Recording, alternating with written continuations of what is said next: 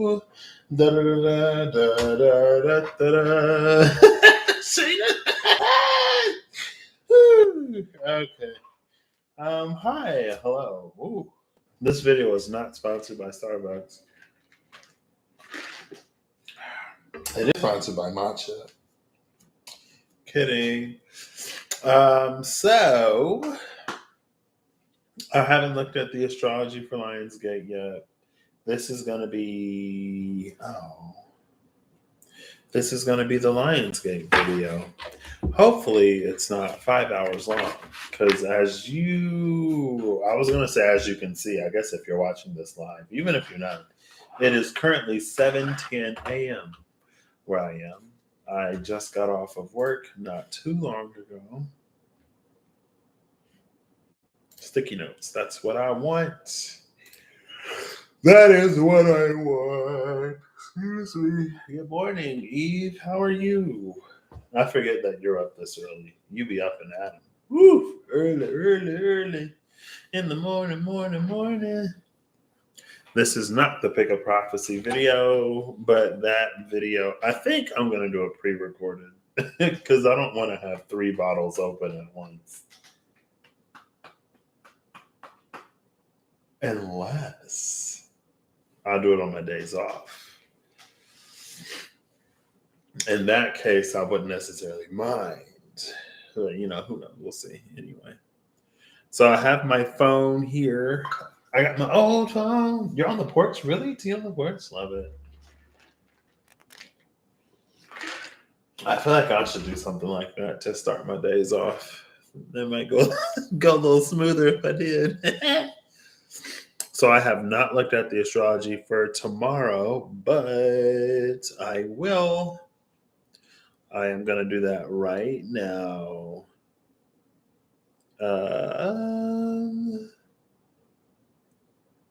Moon and Taurus. Oh, hold up. Is that moon conjuncting Jupiter? Oh, snap. And this is like, hey, Sandra, how you doing? I am not sponsored by Starbucks. Why? What's wrong? Are they terrible?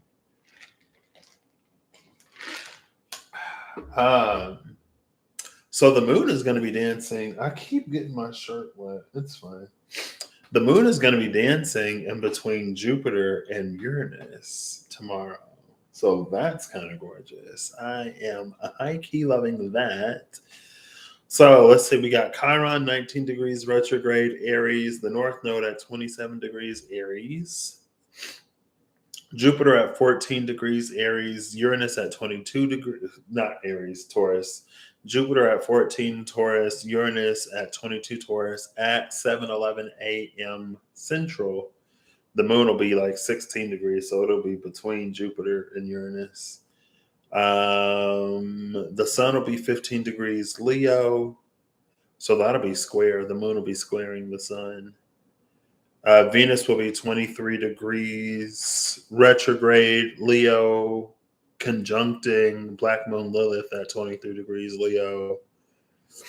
Mercury will be 13 degrees Virgo, conjuncting Pallas Athena at 13 Virgo. Mars will be 17 Virgo. South Node will be 27 Libra. Pluto will be 28 retrograde Capricorn. Saturn 5 retrograde Pisces. Neptune 27 retrograde Pisces. So Neptune will be, that's Aries Libra. So in conjuncting the South Node exactly 27. And right next door to the North Node. What's that? A semi-sextiling? Minor aspects are not my cup of tea. Are you serious? Starbucks is owned by Nestle? What? I had no idea.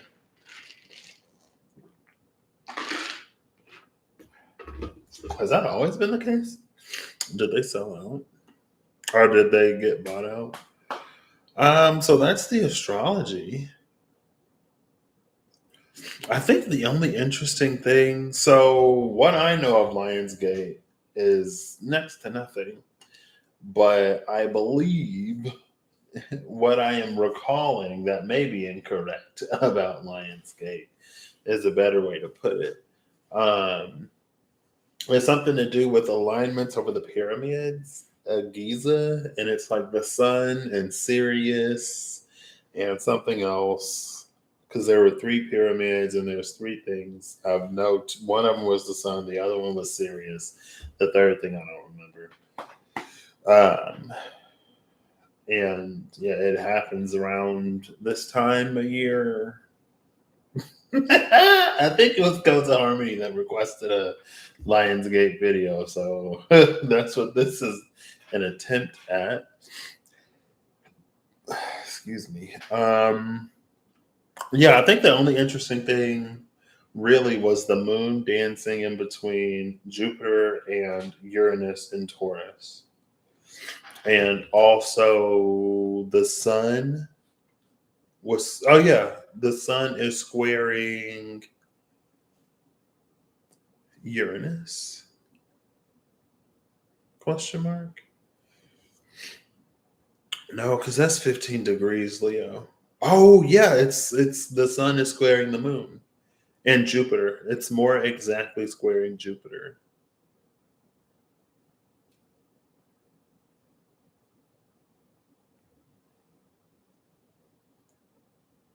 And it's going to be moving into a square with Uranus. So the square with Jupiter is actually separating because the sun is much faster. And I'm going to be using the Clarity Tarot because of the Schiaparelli dress. And I'm going to be using the Prime Muse Tarot double majors.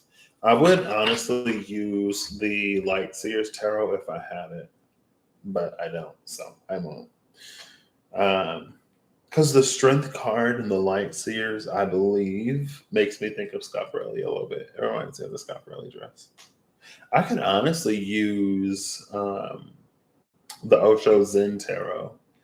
I think it's the Transformation card.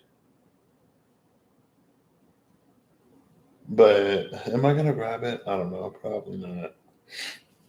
I haven't asked Siri to flip a coin in a while. If Siri says heads, I'll grab the Osho Zen Tarot. Hey Siri, flip a coin. Tails. Oh, no Osho Zen Tarot. Okay. All right, so I got my handy dandy sticky notes. Last time I looked at the cross of Sabian symbols. So I'm going to look at Leo 15. What if I do 14 to 15? Because if I do 15, it'll be 15 to 16. If the sun is less than 30 minutes, then I'll do 15 to 16. The sun is at 42 minutes. Oof. So it is more 15 to 16. Darn it. But the moon is 16 here, so in approximately 24 hours. So I'm going to look at that square between the sun and the moon. So Leo 15 to 16, and that's the sun. I almost want to do like an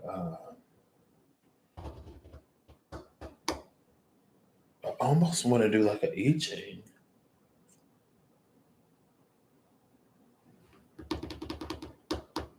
I think I will. Oh, give me a second, because I'll have to grab that. I'm not going to use the Osho Zen, but I am going to use the I Ching. Because in the Tao Oracle, they have a mini book of changes. It should be in this box of cards that I hardly ever really use. I need to bring that other box back. Oh, wait, I don't have that box anymore. Just kidding.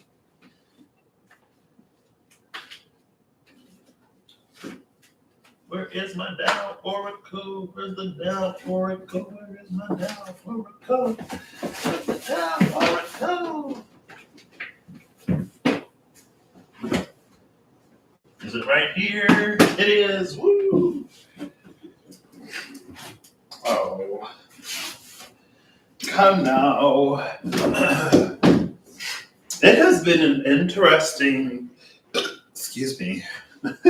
It has been an interesting, I'm not even going to use, well, I might use the cards. We'll see. Well, how else would I?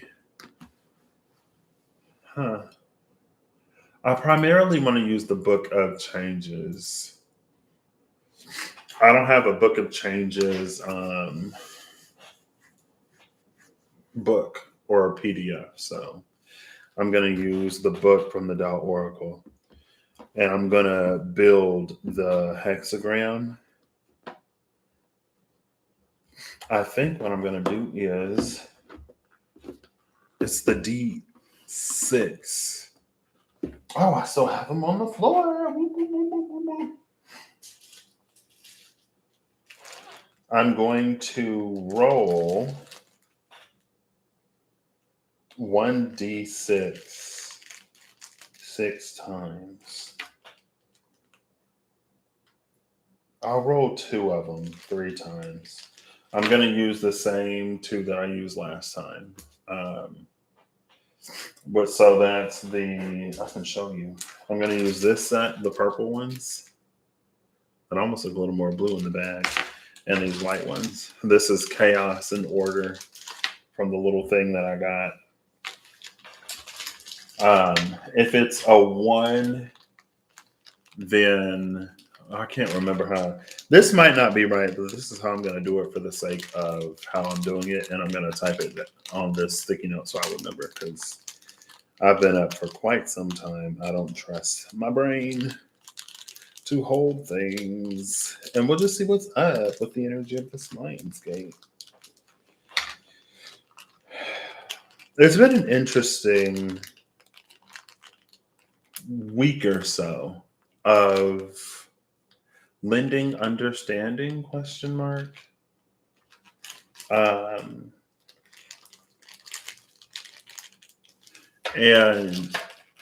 it's been an interesting week of like partially lending understanding and partially, it's not a battle of egos. Oh, this lid almost popped off. Oh my. I got peppermint today instead of chai or toffee nut. It's not a battle of egos. It's lending understanding, and I've lost it.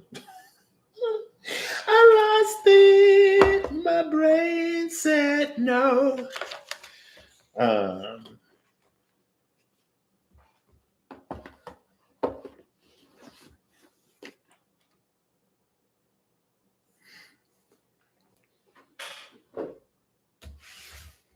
5-5. You wouldn't happen to. I'm pretty sure this is. Yeah, this is the one I want. Because then they have different lines. Excuse me. 1, 2, 3, 4, 5, 6. So they have the top line. So last year when I was at work, when I had on my lunch, because I rarely leave for lunch. So I had this string of figuring out eating, or not figuring it out, but just like reading on it for like a week or 2 weeks or however long, and into like the Book of Changes, and how with like the divine yin, the divine yang, how it transitions. So a divine yin becomes yang, and a divine yang becomes yin, and then the hexagram will change to whatever. I'm probably doing a terrible job. This is a video full of things that I partially have somewhat of a knowing of, not even an understanding. And so, yeah. So I'm going to use these. Why am I using these? I don't know. I felt it for some reason. Don't remember why. Anyway, I don't need to just like talk about what I'm going to do for like 50 minutes. So, what I'm going to do is I'm going to read the square of the sun and the moon, because the moon within the course of the day will exactly square the sun because the moon is fast. So it's going to exactly conjunct Jupiter, exactly square the sun, and then exactly conjunct Uranus. And then it's going to move on to probably, it might spend the whole day in Taurus. It might actually cross over into Gemini towards the end of the day. Because it was at 7 a.m., it's already 15 degrees, you know. Um,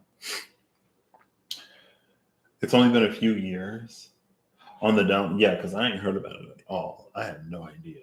But also, I don't pay attention to a lot of stuff, so I'm not entirely surprised. So, and then we're just like going to keep in mind that the energy of Jupiter is on one side and the energy of Uranus is on another. I don't think I'm going to read their I Chings. Mercury is exactly conjuncting Black Moon Lilith.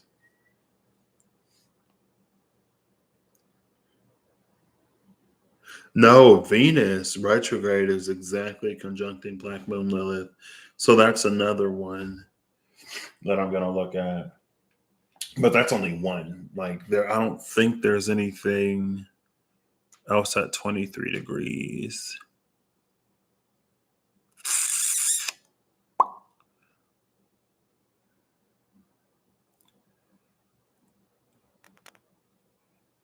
Well, Uranus is at 22. 22 and 54 minutes. So that's pretty close. That's probably within a degree. Yeah, well, Venus is 23:28. Black Moon Lilith is 23:44. So I'll do that one too. So I am going to look at Uranus. I will do that.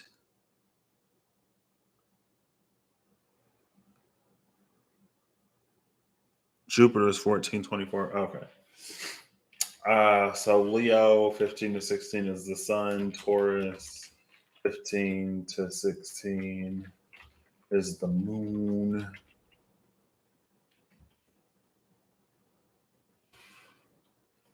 And then we'll do Leo 23. Oh, look, wait. Yeah, we'll do Leo 23 to. Well, Venus is retrograding too. I think Black Moon Lilith is direct, which is very interesting. That fits. Okay, that's the energy I was feeling. Cause so like over here, there's been Isis like popped up a little bit in a read not too long ago, and she was very like, was that Leo season? I think it was like Leo season when I was out there on the carpet sitting on the floor trying to get the patio in the back, but it ain't work. Isis popped up, and I was like, "What?" Venus is about to have, I believe, an inferior conjunction with the sun, so it's going to become again a whole bunch of stuff that I barely, kind of, sort of, somewhat know. I think she's about to have an inferior conjunction with the sun, meaning that she's about to go into the underworld. But with Black Moon Lilith being direct in this conjunction, it's almost like Lilith is like coming out while Venus is going in. So they're like, because I've been feeling like that resurrection-y type of whatever. And I was like, Venus having her inferior conjunction doesn't fit the narrative of the energy that I've been picking up. So we'll look at that too. Leo 23 to 24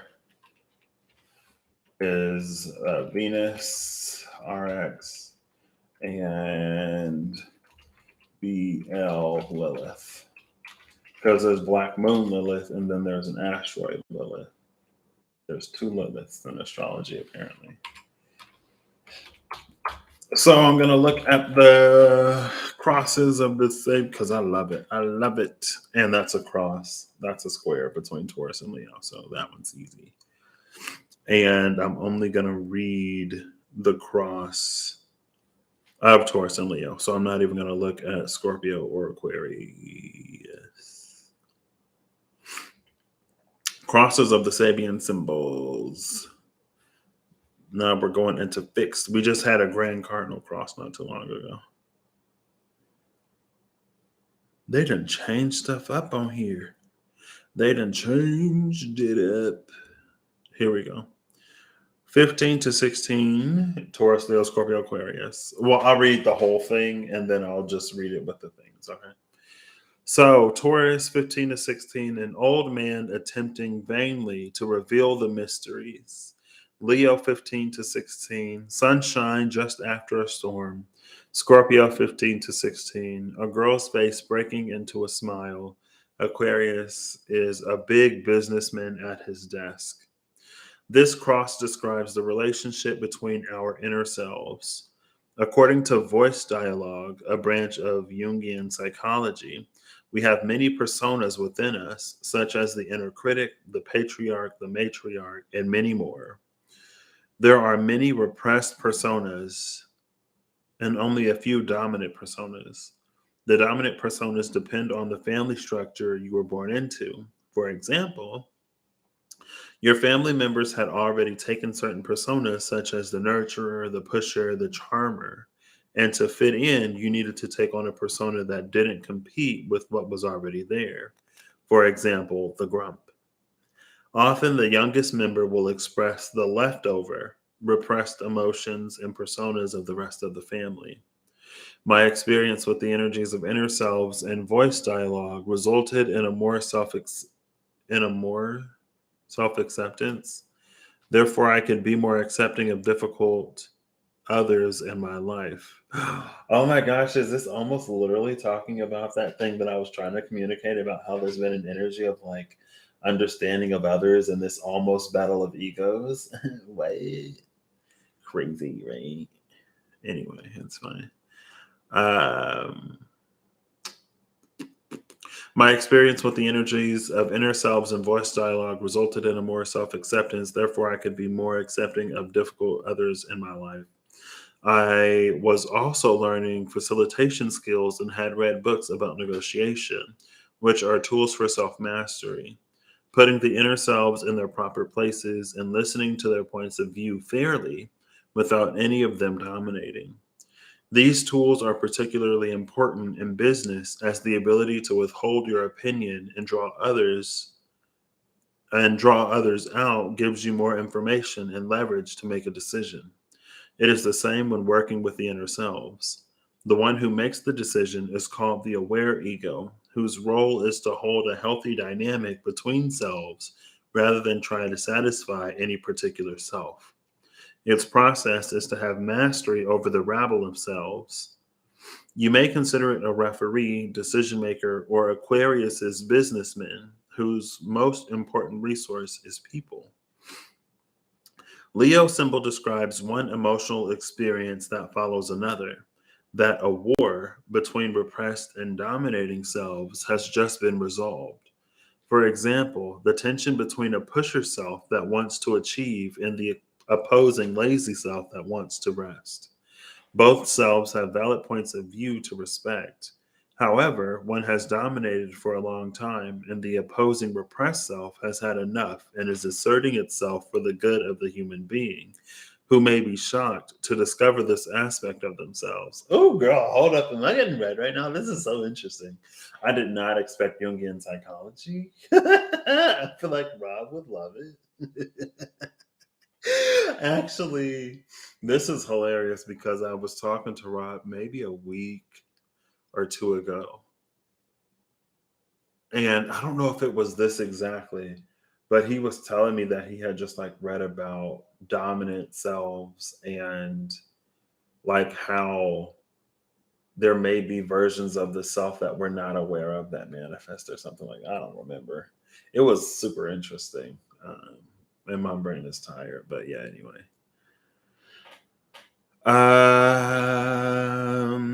A person over-identified with their responsible side has a growing irresponsible side within that wants to be expressed. Sometimes this will express in a way that completely changes someone's life. A responsible person indulging in an affair, for example. If we do not allow ourselves to express these opposite sides in smaller ways safely, hold up. Sometimes this will express in a way that completely changes someone's life if we do not allow ourselves to express these opposite sides in smaller ways safely. My cousin works in a mine and recently became a supervisor.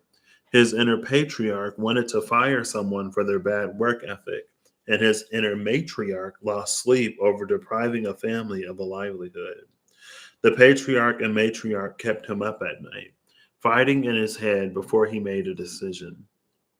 He would literally sweat, sitting there burning between the two aspects of himself, trying to resolve these opposing factions. Leo symbol describes the stormy experience of selves expressing their existence consciously to the human, but the inevitable change brings soul growth, sunshine. The sun is in Leo. After all, my decision, after all, any decision you make is still authentic to you. Only you can live with your right or wrongness, and in the end, nothing is good or bad anyway. One of the benefits to understanding selves is the ability to relate to others. Scorpio's girl smiles with knowledge, acceptance, and love of the inner selves, even the difficult ones, transmuting this to acceptance of other people. Perhaps she knows there is no point trying to control the people around her because true mastery is not letting them pull reactive sides out of her. A patriarchal person won't trigger her rebellious daughter because she is comfortable with both personas inside her. The shadow of this symbol patiently watches others struggle with themselves, as the idiom goes. Others hang themselves with their own rope. Aquarius' symbol uses the dynamic between selves to make decisions for the larger organism, such as the whole self, or a company or society. Taurus's old man tries to share what was learned or mastered. However, not everyone can accept the jewel brought back from self exploration. This symbol brings to mind Joseph Campbell's idea that after gaining new knowledge and experiences, difficulty lies in trying to share even a small part of what you have gained, as others don't understand the value of what you found. Further, journey of the selves is intensely personal and cannot be taught, only experienced. At this point, Taurus's man can become Aquarius's businessman because most value lies in managing your own business, or he can continue an upward spiral towards further discovery of selves in Leo sunshine after storms, giving other people an inscrutable smile, Scorpio. Oh my gosh. I think that's the longest, most in depth, detailed entry I've read in this thing. But it feels so interesting and so fitting in so many ways.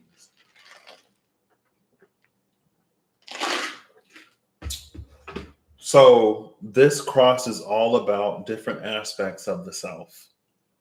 And it's interesting because I just deleted the note. I literally just deleted it. But I think I can pull up a list of them.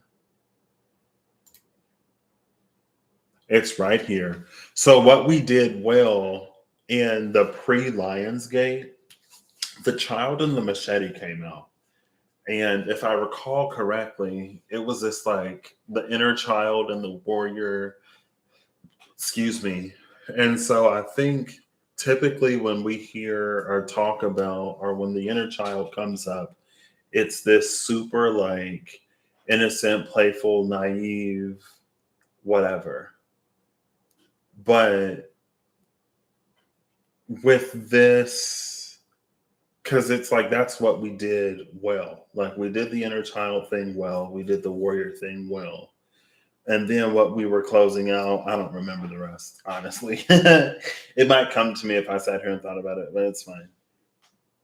But it's like, because usually those are two selves that can be at odds with each other.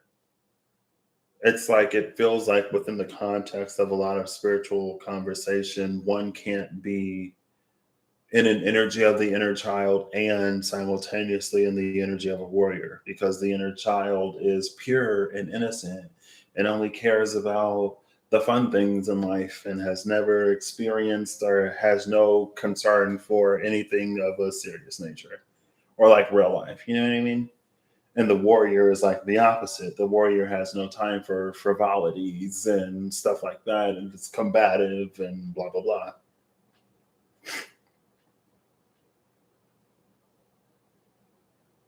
But with this as a sort of context clue or guide, it's like those two selves don't have to be opposing to each other.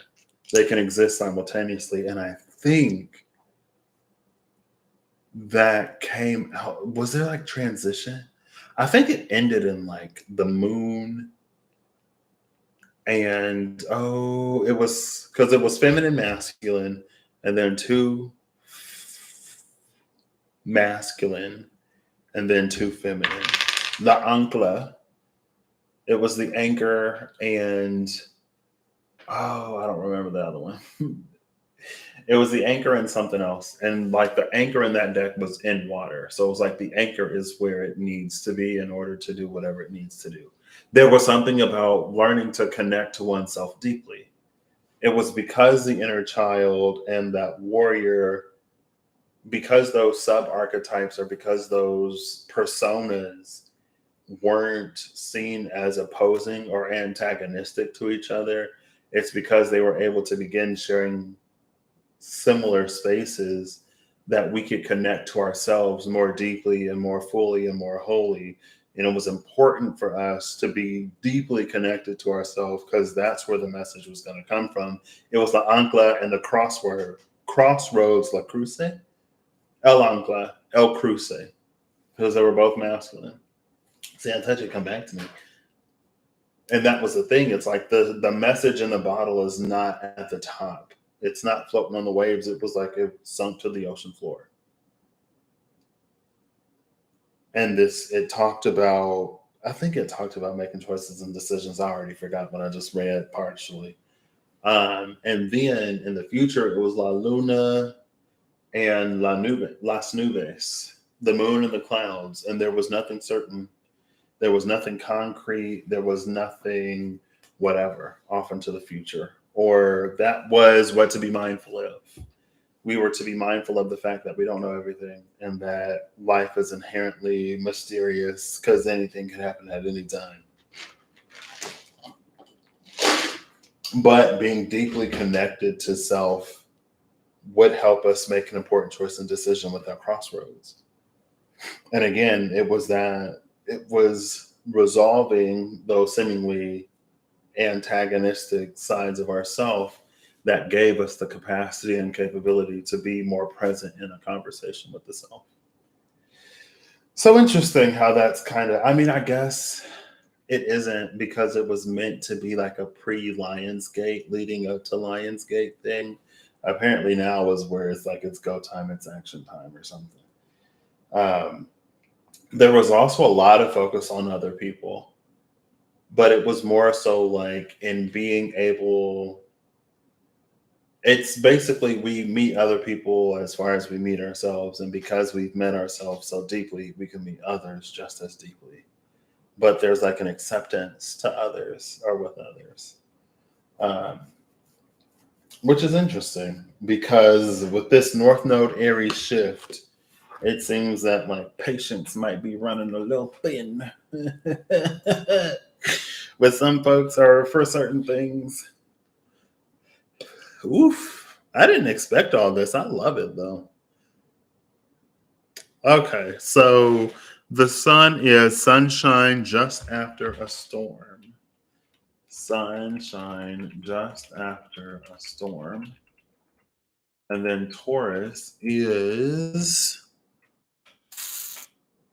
An old man attempting vainly to reveal the mysteries. And the moon is there.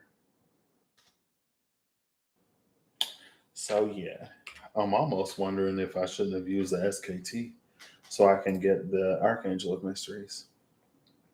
Interesting, interesting, interesting. So the old man attempting vainly to reveal the mystery. So Jupiter is right before that. Jupiter is the expansion. Jupiter was the experience. Jupiter was the oh my gosh moment that now the moon is trying to communicate at 15 to 16. So later, the moon will conjunct Uranus at 22 degrees. I'm not gonna read the Sabian. I'm really curious that I'm not gonna read the Sabian symbol for Uranus. Uranus being a planet of change and revolution in a fixed sign of Taurus. That'll be really interesting because it's almost like within the course of that day, because the moon is so fast, there may be an opportunity for the old man of the moon at 15 degrees to effectively communicate something. And then it produces a change when the moon conjuncts Uranus. Interesting. Okay. So now I'm going to read. I'm really only interested in Leo and the 23 to 24 cross because that's where Venus is conjuncting Black Moon Lilith. So I might just look at that Sabian symbol and not read the entire cross. But I am curious. Where am I looking at? 23 to 24 Leo. Do, do, do, do, do, do, do, do, do, do. Too far. 23 to 24 Leo, an untidy, unkempt man.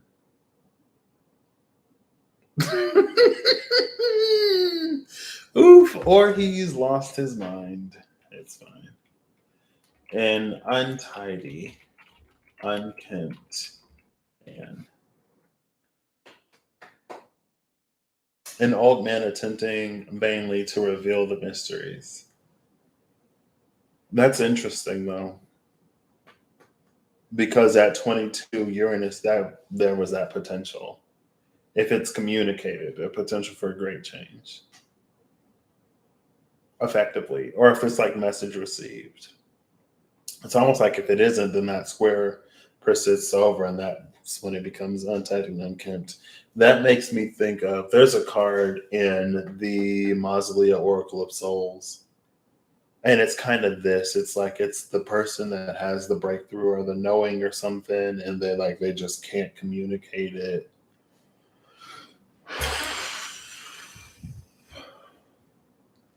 So Taurus at 23 to 24, where Uranus will someday be, a mounted Indian with scalp locks. Okay. Scorpio, crowds coming down the mountain to listen to one man. Aquarius, a man turning his back on his passions and teaching from his experience. This is an intense square and fixed. The theme of the cross is the tension between ego and humility. So Venus retrograde and Black Moon Lilith are playing in that ego humility sort of battle. I mean, that one, it's already remedied by the 15 to 16 cross. Quite literally, almost. Wow. Well, what do I do from here? So I got these down. I'm gonna say one is that's the thing, because I was talking about how I use the word like divine yang, a divine yin. There's another word for it. I don't remember it. But how like the divine yin will transfer or transform into yang, and the divine yang will transform into yin. And so it felt like that played into the different personas too. How one can transform and transition into another, or how the whole self can change and transition because of the sub whatever's.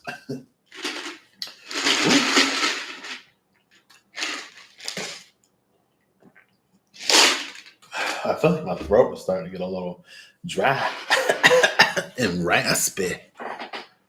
I might need to go get some water.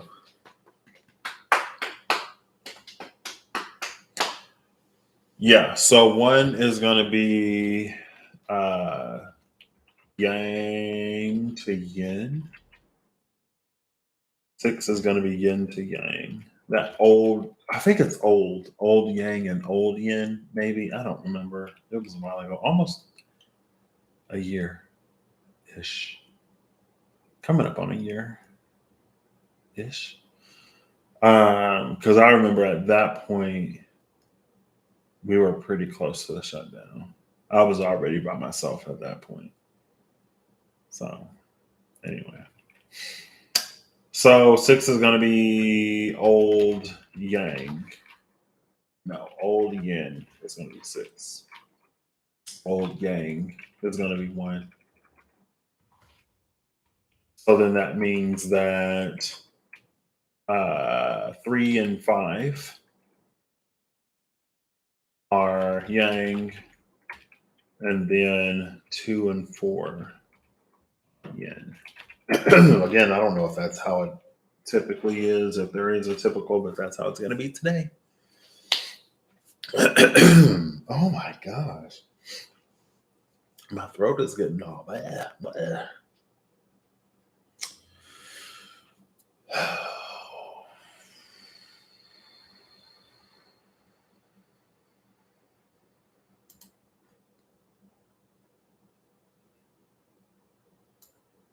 There we go.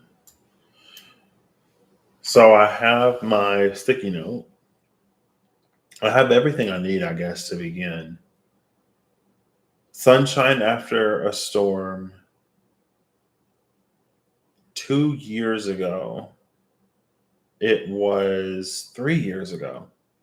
It was the blue lunar storm. And then the year after that was the yellow electric seed.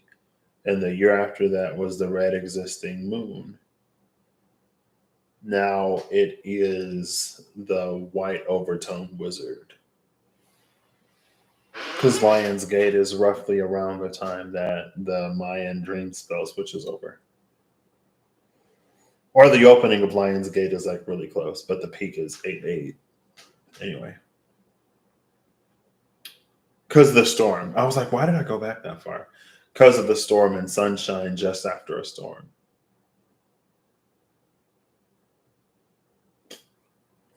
It's been 43 minutes.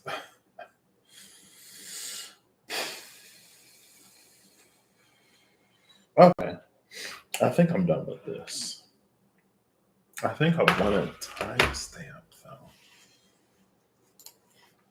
I'll say reading, which is not like cards. 0000. Question mark. This is going to be a series of question marks, probably. I'll say 43:50. The good thing about this is I can actually see the time as I'm typing, which is awesome. Anyway. So now we're ready for the question marks. So that, I mean, I guess that's why I have cards here. I'm going to use the double majors for the sun and for the moon. Excuse me. Sunshine just after a storm. I feel like that should be tarot. So for this old man attempting to reveal vainly the mysteries So for the moon in Taurus, I don't know how I want to do this. Is this how I want to do this? Not really. I don't know how I want to proceed. I might just do the I Ching. I'm going to start with an I Ching that's like the center of Lionsgate. So I have 2d6s. I already oops. Oh, I caught it. It landed right in my hand. Nice. I already told you how I'm going to do it. I'm using the Tao Oracle because it has the Book of Changes in it. So you can see like it'll give you the changes. So the changes, like that's the divine yin and the divine yang, the old yin and old yang. Those are the changes. So the lines that change are the lines that I'll read, and then I'll read the new. So I'll need to keep track. I'm gonna roll 3 of these. I'm gonna grab the rainbow dice too, because if I do 3 of them, then I can get a whole trigram instead of whatever else I was gonna do. So how am I gonna do this? Oh no. That was the most just. Actually, I don't want to grab this metal set because it's really heavy. And I don't have my dice tray. 4, is that the heart chakra? We got the heart chakra. Listen to your heart. And that was the thing. It was a heart in the crown. I remember when I used these dice, I'm pretty sure. And it was the space of the things that we don't even receive or stand in the vicinity of because of the state of our heart. And then there was also like the ways that we interpret messages that we receive because of the state of our heart, and how that will lead us down a path of action or non-action. That was things that were just like circulating the collective because of vessels that weren't necessarily in a space of whatever. I don't even remember what that was for. Oh, I got 2 of them. All right.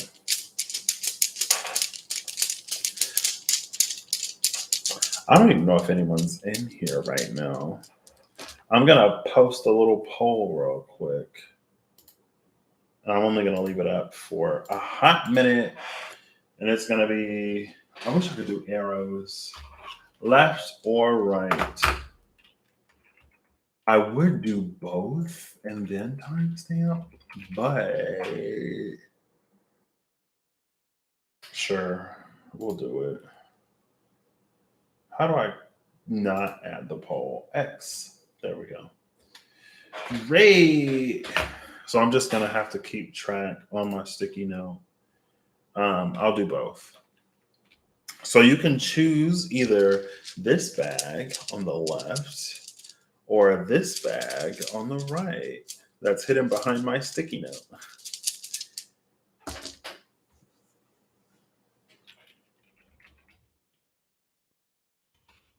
So how am I going to do this? I'll do these in the middle. I'll do this one this is the top line. The bag is going to be the middle line, and then the purple one is going to be the bottom line. And that's how I'm going to get the trigrams. Yes, we are picking. Oh, one said right, one said left. Do, do, do, do, do, do, do, do. Oof, I'll be able to tell. This set of dice is really similar to the purple ones, but these have like a lot of golds in them that the purple ones don't have. So there is a difference. So this is the left set. And I'll put these on the left. And then the right set, hopefully, is not the purple set because I do have a purple set. Maybe it'll be green. Maybe it'll be the green set. Watch it be like the orange ones because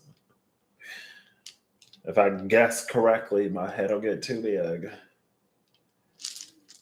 I'm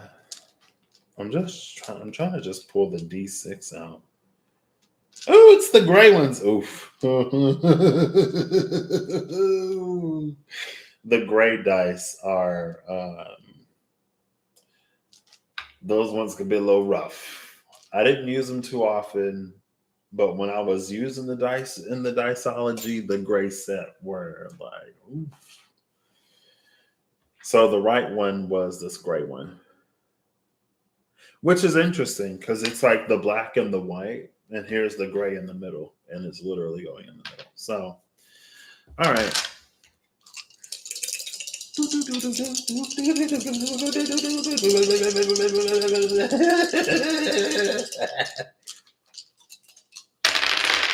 Oh gosh. Well, the purple set went on the floor. Okay. Ooh. Ooh.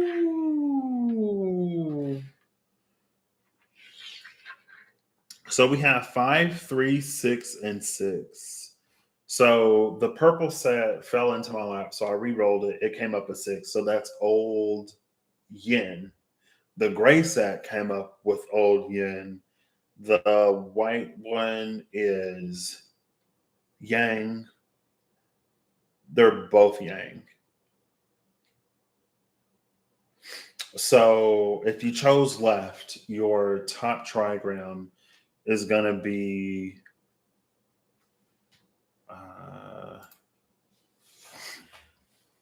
I'll do A's and I's so that I can keep it straight. And if it's capital, then it's old.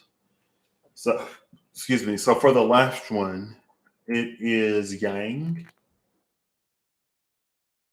yang, old yin.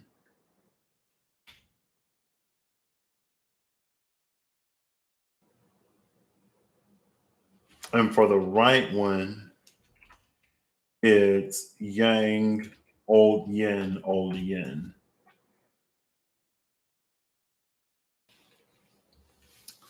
Okay. And then that's the top trigram. Now I'll roll again for the bottom trigram.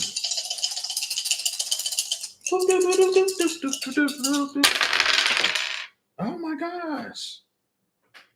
Now the other one, where did it go? It sounded like it hit the wall. Oh, it's on the floor. 1 second.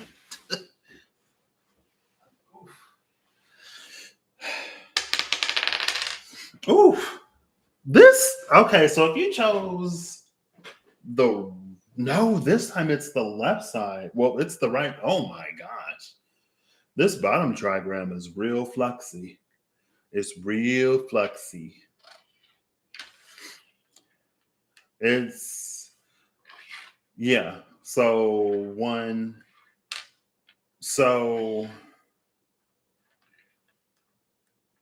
all three of the bottom two they're all old yang. 4111. What's the 411? One. So yeah, on the right side, first it was that old yang, now it's old yin. On the left side, it's fine. So 4 is yin, and then old yang, and old yang, and then it's the same for the other one. This is yin, old yang, old yang.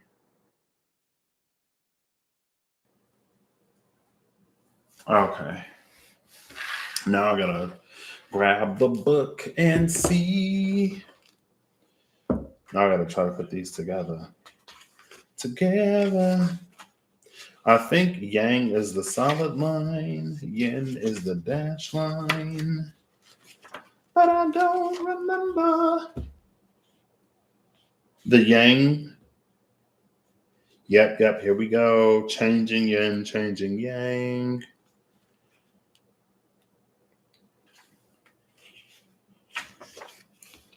So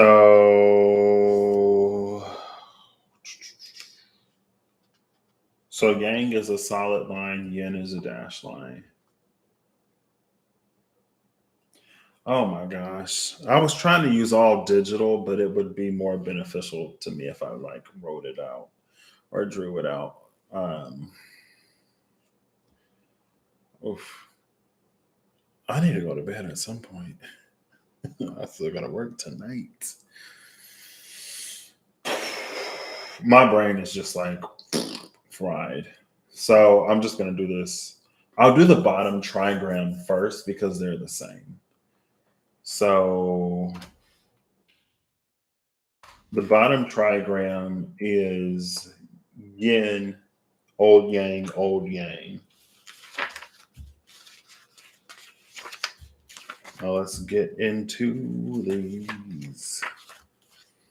The one thing that I don't like, oh, never mind. Haha, it's right here. I'm just kidding. Literally kidding. So yin, yang, yang is dashed, solid, solid. Yin, yang, yang is pink, the joyous, it's lake. So it's lake on the bottom.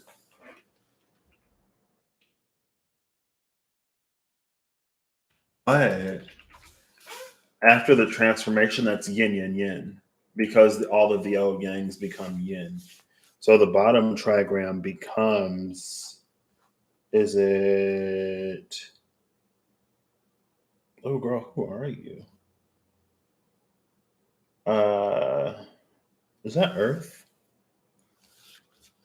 I think that's Earth. Yeah, yin, yin, yin is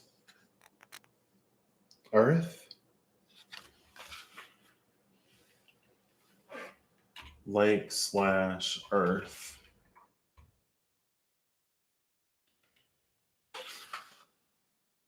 Yeah, see, this part is a lot of figuring out. And then it's like the Chinese names. I'm like, Twee. Yeah, that's lake, and it is Earth. Okay. So that's lake that transitions into Earth for both of them. Now, the only difference is, so it's interesting. The right one is going to transition into what the left one is. Because the only difference between the left and the right is in the top trigram. And it's in where the left and the right matter. Because I put it in that middle line. So on the left one, it's yang, yang, old yin. On the right one, it's yang, old yin, old yin. So that old yin is going to change into the yang, and it's literally going to be the same. If I can get this all straight. So I'll do this one first. So, oh, then it becomes all yang. Wow, what? Both of them are like that. After the transition, the bottom trigram becomes all yin, and the top trigram becomes all yang. So it's almost like the yin yang is separating out. Like the yin within the yang is going to return to the yang, and the yang within the yin is going to return to the yin. I think I said that backwards, but you get my point.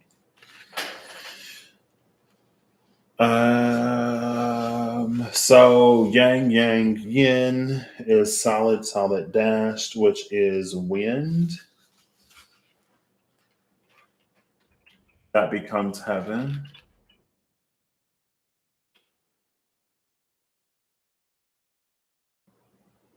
Because then that becomes yang, yang, yang. And then yang, yin, yin is the opposite of yin, yang, yang.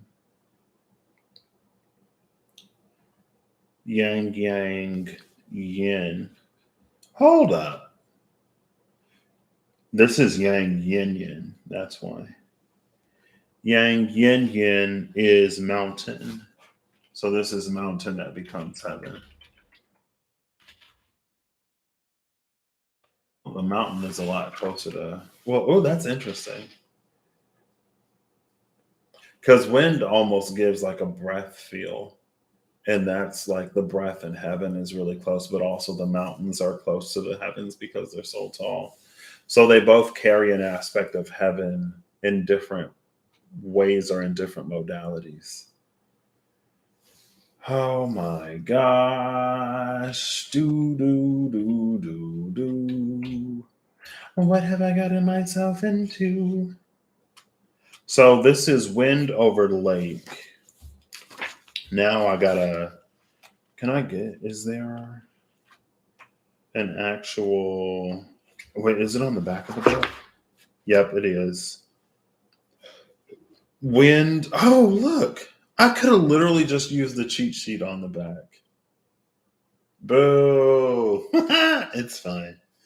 So that is what? Yang, yang, yin. Yang, yang, yin. Over yin, yang, yang. Where's lake? This one. So this one is 61. That becomes heaven over earth.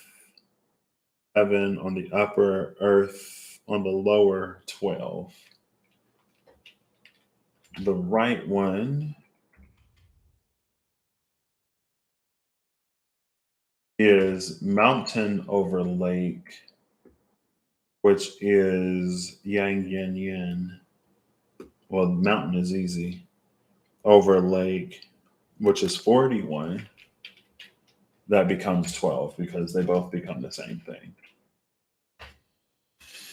I wish I had the cheat sheet before I broke my brain because that was a struggle. Okay. So the lines that change. So for the left side, the third, fifth, and sixth lines change.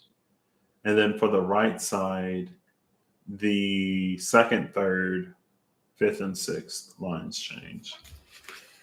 I'm going to do the left first.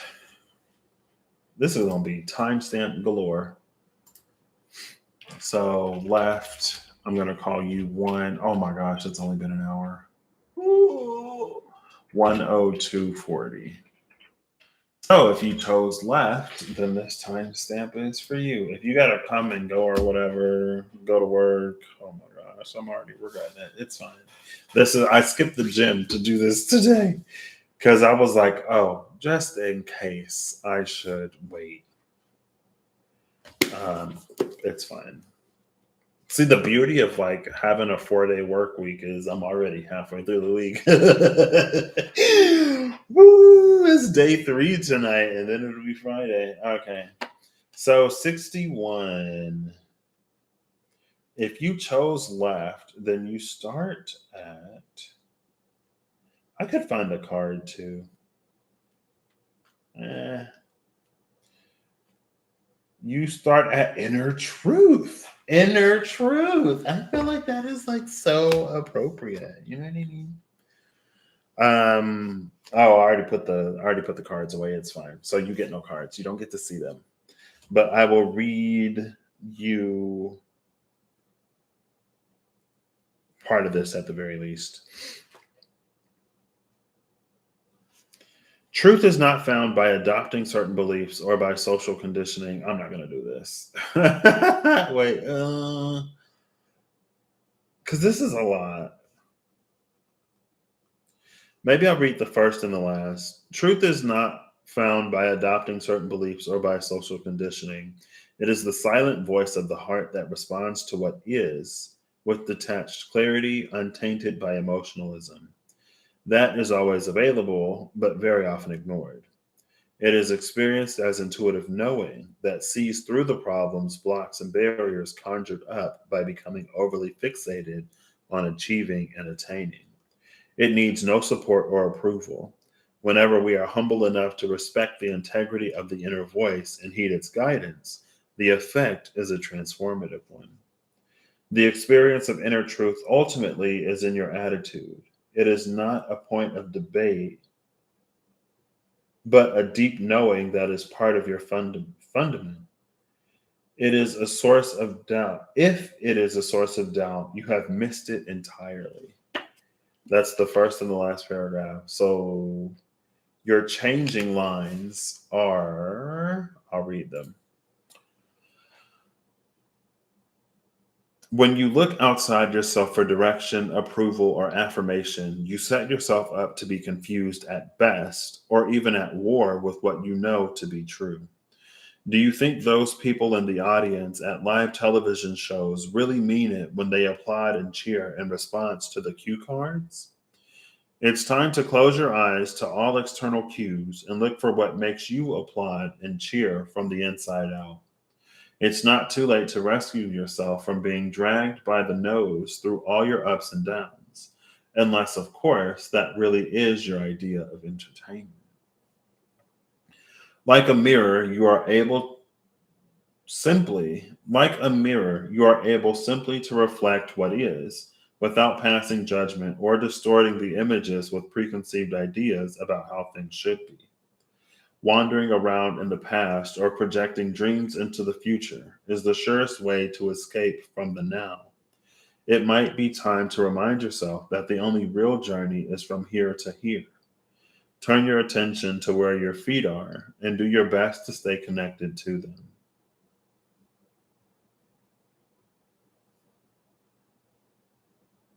Wandering around in the past or projecting dreams into the future is the surest way to escape from the now.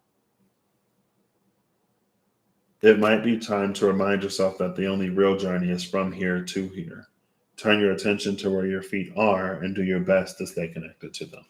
So then that's, yeah. Um, you can do whatever you want. You know, it doesn't like, yeah. um, it's interesting. So this is telling you to get into the now, to leave the past in the past and the future to the future. That changes into number 12. I mean, they both do, but it's standstill. The time of standstill arises when all that was once humming along seems to grind to a halt. Suddenly, for no apparent reason, doors of communication are closed and progress seems impossible on any front. One thing is said, another is heard. Difficulties and delays pile up to the point of paralysis, and finally it's impossible to know how or even if to proceed. It's like trying to shovel snow in a blizzard. However diligently you try to restore the sidewalks to their pristine pre blizzard condition, the pesky white stuff keeps piling up, and finally you're so exhausted you can't go on. Creative work can still happen when there's a freeze on, but it happens in an atmosphere of peaceful and cozy retreat. It's an ideal time to take a break, turn your focus inward, and become attentive to all the little intimate things that contribute to your inner strength and nourish your sense of well being. If you've been hoping for some miracle or miracle worker to come along and change things, recognize that this hope is just another way of being stuck. By doing your part to melt the ice from within and restore the connection with your trust in life, you will be giving yourself a much needed rest from useless struggle. And as a bonus, you'll also be preparing yourself to emerge when the time is right, already in tune with the spring thaw that is bound to come. Oof. So, yeah, it's basically like get in the now, like projecting dreams into the future and wandering around in the past. It's going to keep you in this space of standstill, but it also feels like it's a time of standing still.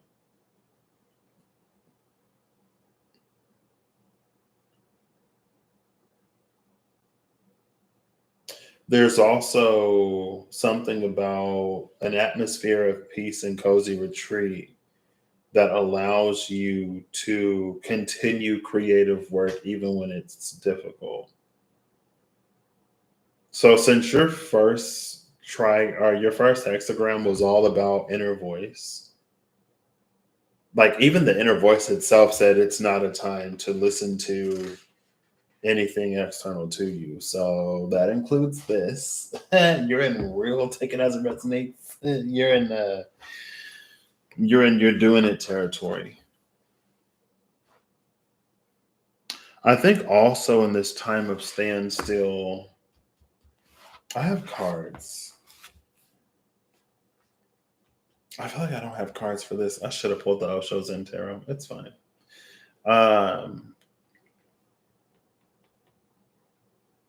It seems like in this time of standstill, there is something for you to gain.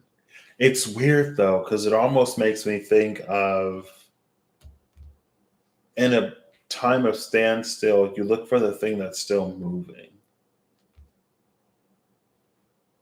It's like when I'm thinking of like Charmed. I can't remember if it ever happened.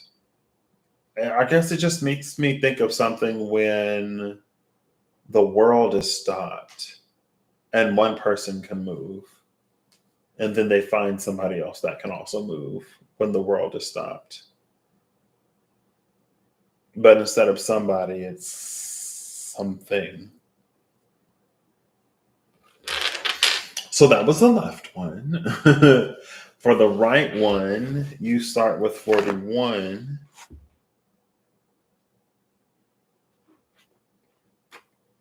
Which is, that's 60. 41 is decrease. The Tao decreases and increases as it is needed, impersonally and on a grand scale. There are times when letting go seems devastating, the end of the world. However, it doesn't always have to be so, and it might help to remember that less is sometimes more. Put aside any worries you might have about making what might appear to be sacrifices now by remembering that periods of decrease can awaken your resourcefulness and sharpen your sensitivity to the world around you. It's an opportunity to find out that, I didn't timestamp it. Hold up. Hold up. Hold up. You got me getting ahead of myself.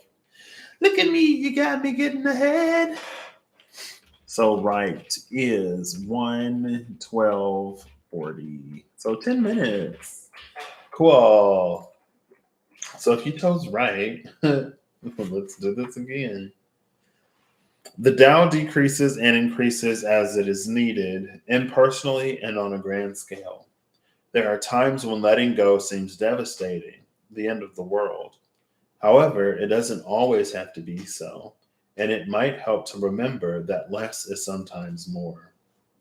Put aside any worries you might have about making what might appear to be sacrifices now by remembering that periods of decrease can awaken your resourcefulness and sharpen your sensitivity to the world around you. It's an opportunity to find out that life can be just as rich and meaningful without the ribbons and bows, just as pleasurable without all the little indulgences you might have grown accustomed to. The lesson to be learned now is how to willingly cut back on activities or thought patterns that are draining your energy or otherwise taking more of your attention than you can afford.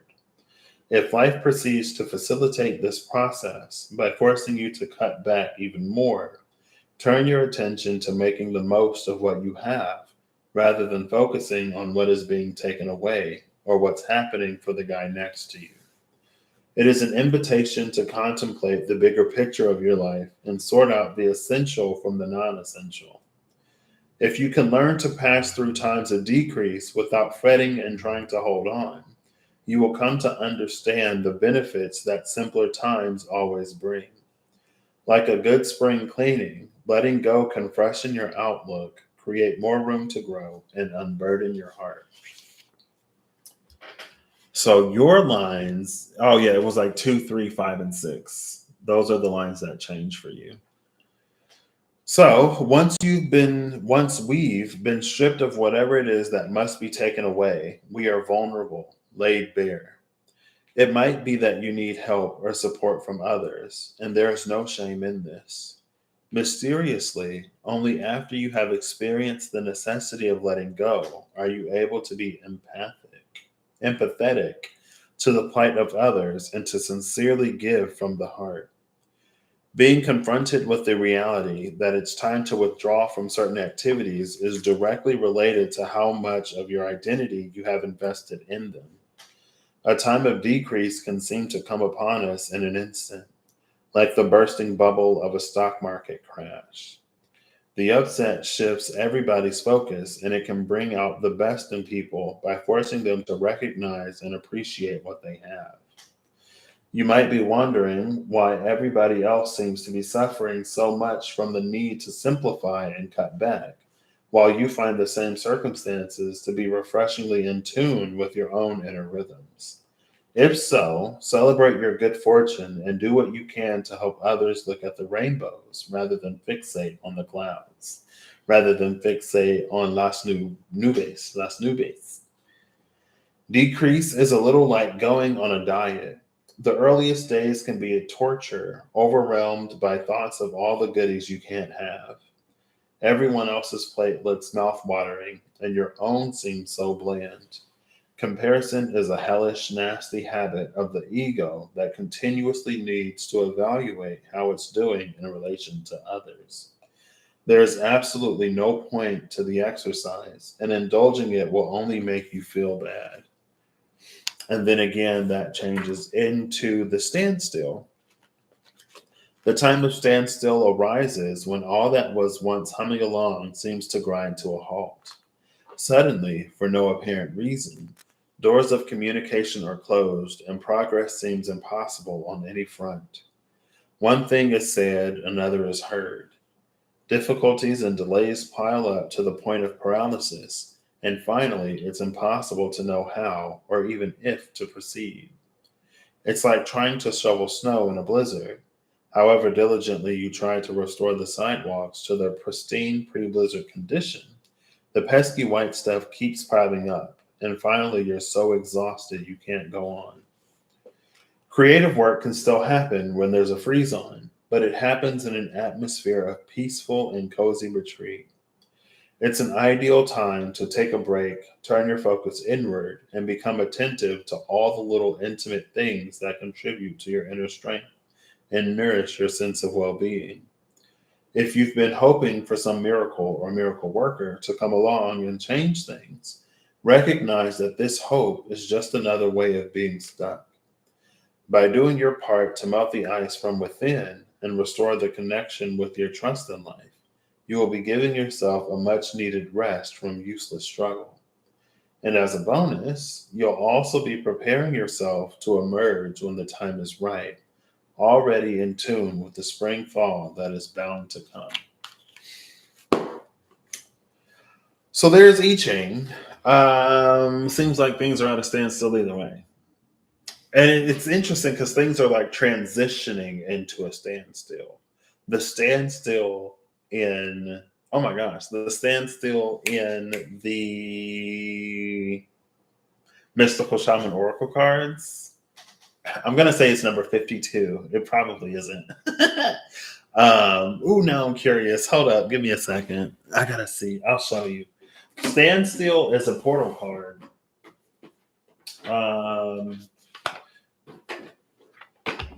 For me, at least. I can't remember if I was looking at the card and Rob held it up, or if Rob talked about it as a portal card, or if it was Russ back when Russ had the Mystical Shamans. But the standstill is a portal card, and it's almost like when you are still in alignment, then the portal opens up.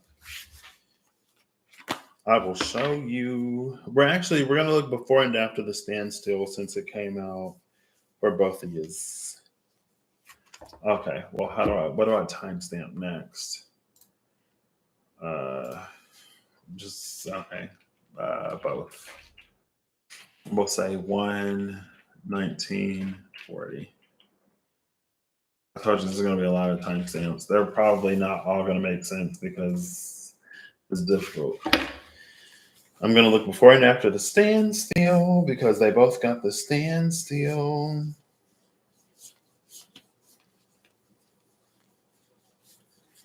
If the standstill is in here, I haven't seen the standstill in a long time. I don't even know if I lost it at some point. If it just hopped out the deck and decided to stay wherever it was.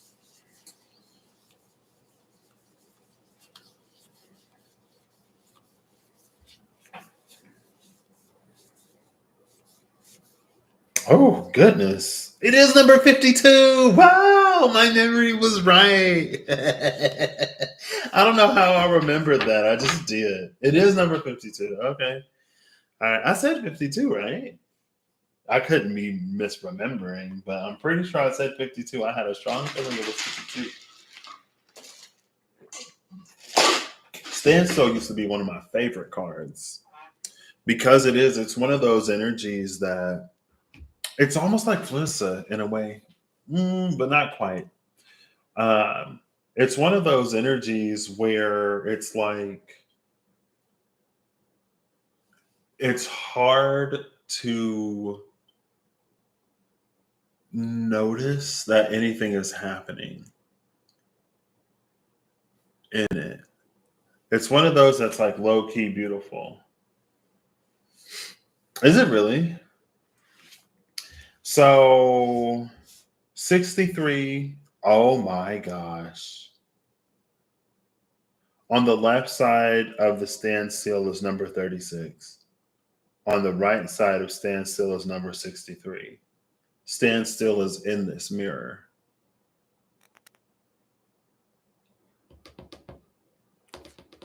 I feel like, was it the Sabian cross that mentioned mirrors? Or was it one of the I Ching entries?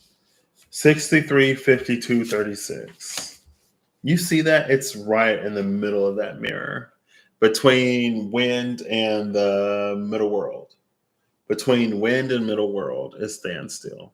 And what's blowing through this archway is the wind. I'm kidding. Wow. Wow. Why?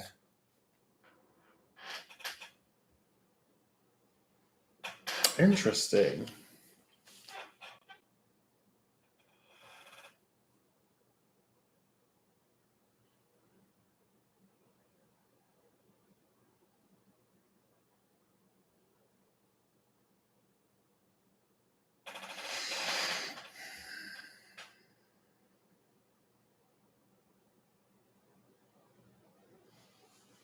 So because wind is here, this is making me think of the storm of Leo. Sunshine just after a storm.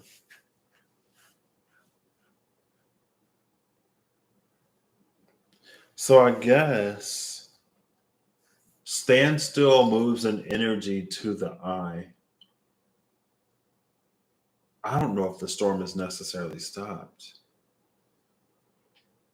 Or if because of standstill, again, that one finds themselves in the center of it.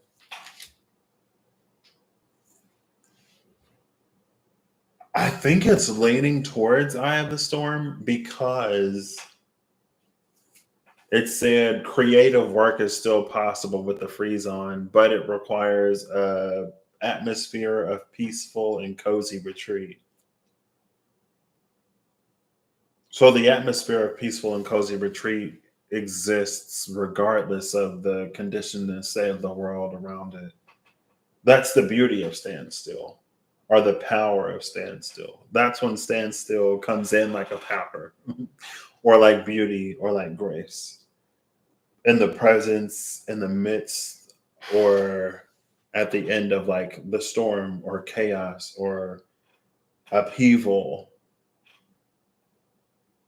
It's at those times and points where we can appreciate standstill for what it is.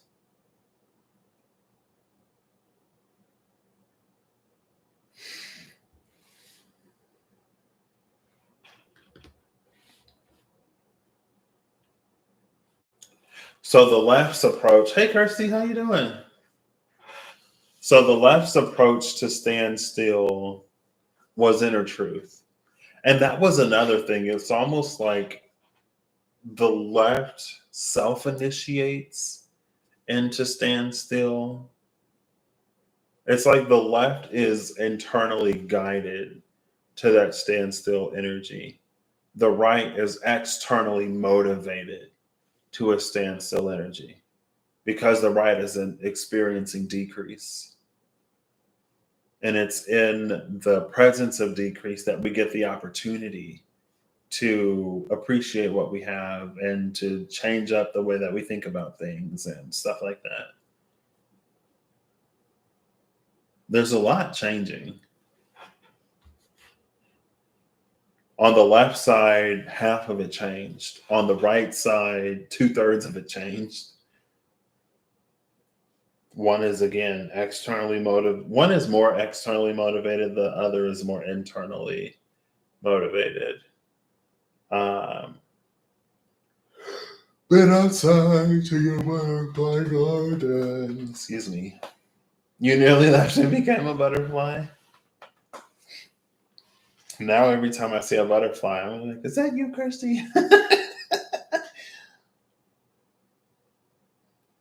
Okay. So this is where we start.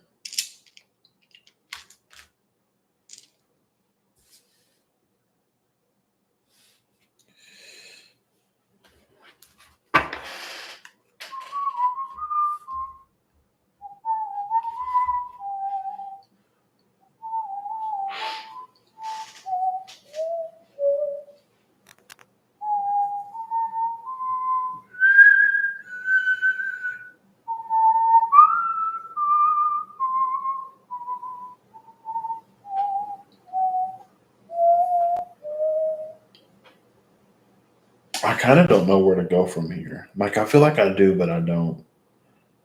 Also, it's partially hard to focus because I'm looking at this untidy, unkempt man. That is the spot where Venus and Lilith are conjuncted. So for this one, oh, thank you. I appreciate it. It almost looks more yellow. Well, it looks like it looks more yellow on camera, but it's like a light orange. It's got a little bit more orange in it, IRL. I'm actually going to read the I Ching, not the I Ching. I'm going to read the Sabian symbol before and after. So because Venus is retrograding, Venus is heading to 22 to 23 Leo. Black Moon Lilith is heading to 24 to 25. So 22 to 23 Leo is a jewelry shop. Venus retrograde is heading to a jewelry shop. Black Moon Lilith is heading towards a large, well-kept public park.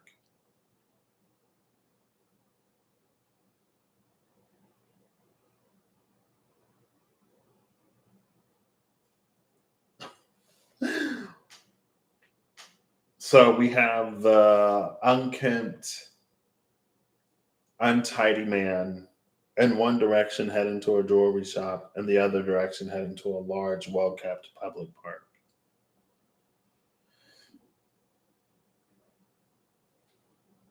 For Black Moon Lilith, when we develop our self-reliance, we realize we have more to give.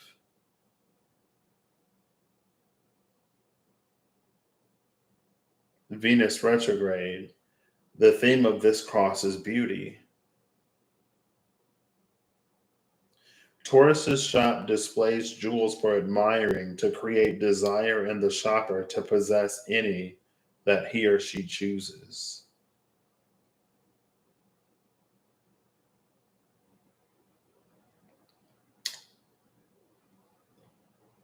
Taurus's park for Black Moon Lilith is a public space shared by the community and cared for by community governance. So Black Moon Lilith is heading into a space that is shared by, cared for, and governed by a community. Whereas Venus retrograde is heading for something that creates desire.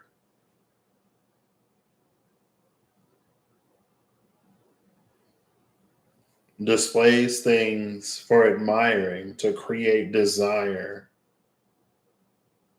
to possess.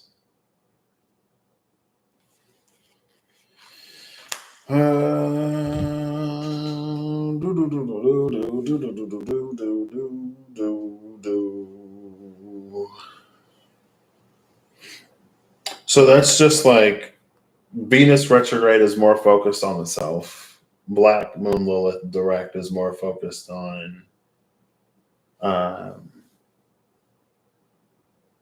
community.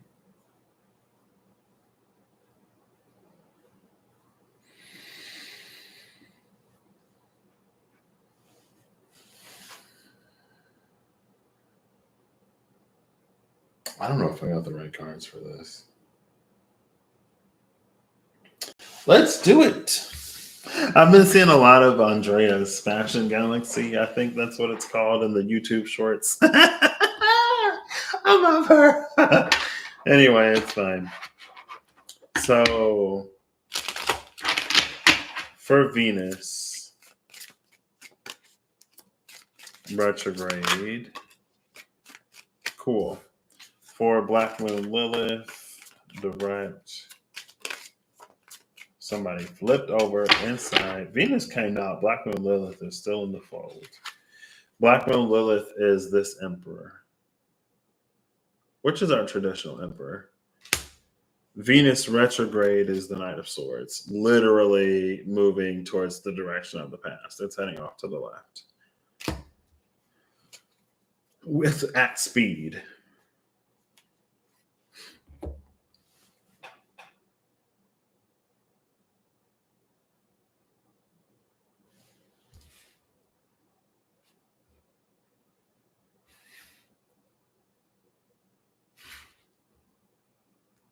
See,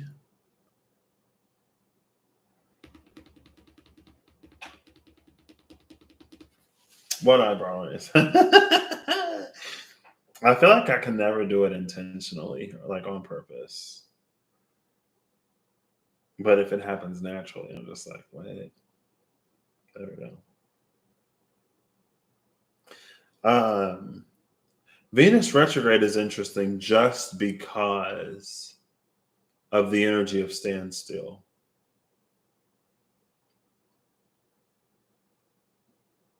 Black Moon Lilith prograde is at a standstill in this Emperor energy. Venus retrograde is anything but. One of the fastest knights in the deck. And this deck in particular, I think it is the fastest. Because I think with the Knight of Wands. All right, see you later, Eve. Happy Monday. Oh,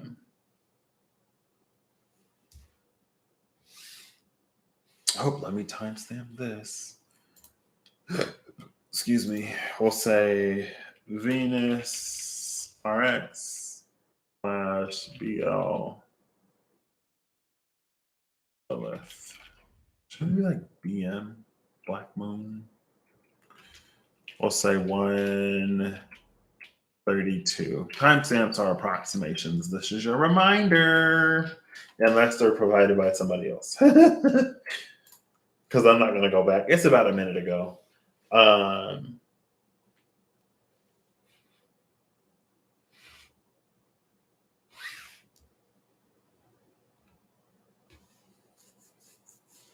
Then I have the Clarity Tarot. This is what I'm going to do. I'm going to shuffle the deck 2 times. I'm going to pull the top and bottom. And then I'm going to do the same again and pull the top and bottom. First time will be to clarify for Venus. Ooh.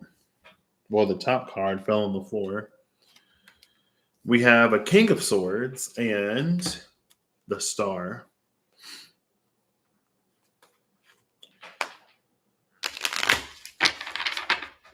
And then I'll do the same to clarify for. Ooh, that was a good one. For Lilith, we have the Ten of Swords and the Page of Wands.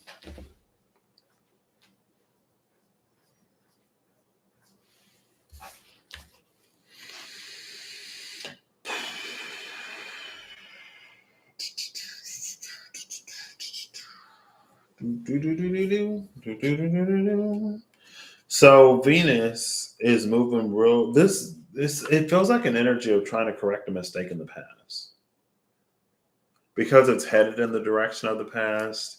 It's like, but it's very hindsight is 2020. Like it's easy to go like, oh, I should have done this in this situation, or I should have done that in that situation, when we know how a choice and decision or a series of choices and decisions, like we don't even know in full, honestly. But when we know in part how a choice or decision that we made back here, like it's like we know the choice decision that we made and we know where our life is right now. And so it's easy to go like, oh, if I could go back and do this or do that differently, then things would be completely different. But we don't know that for sure. There's almost an energy of a fixed point. So that's why this man is unkempt and untidy. It's like it's the one that drives themselves crazy trying to change something immutable. I didn't watch that episode of What If, but it makes me think of Marvel What If. It's like, what if Doctor Strange lost Pam? Is that her name? I don't know. Instead of his hands. And like he went back and he kept trying and kept trying to save her, but no matter what he did, like she died. And he was told that it's like it's a fixed point, it's immutable. In every single universe, she dies. And he saves her. And he breaks the universe and he's all alone. It's interesting though, because in the main series, we know that she didn't die.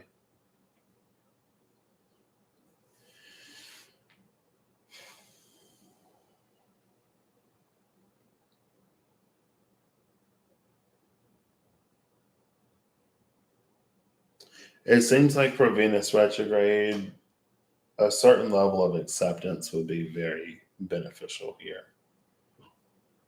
Now, for Black Moon Lilith's unkempt and untidy man, we see someone who is almost like starting from rock bottom with that Ten of Swords. But there's an optimism and a curiosity with that Page of Wands. That's an energy of one who is not defined by their past, one whose past experiences is no ceiling for their future.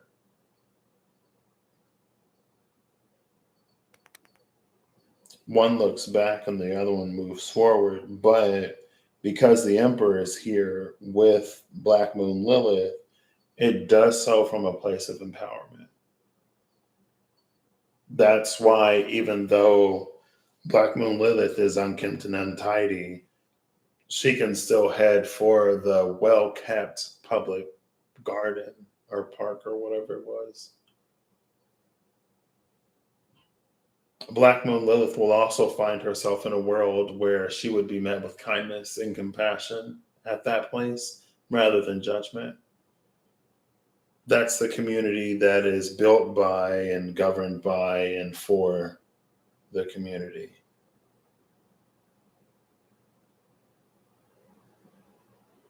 I almost wonder if Venus retrograde in this same space would even allow herself to find or experience welcome because she judges herself so harshly.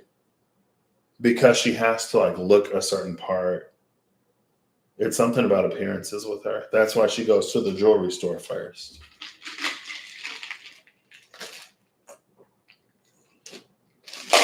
And it's like at that point, maybe jewelry should be the first thing that she buys. You know what I mean?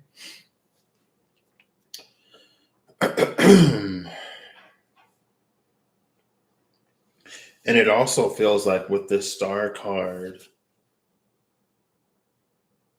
there's something that never gets any closer.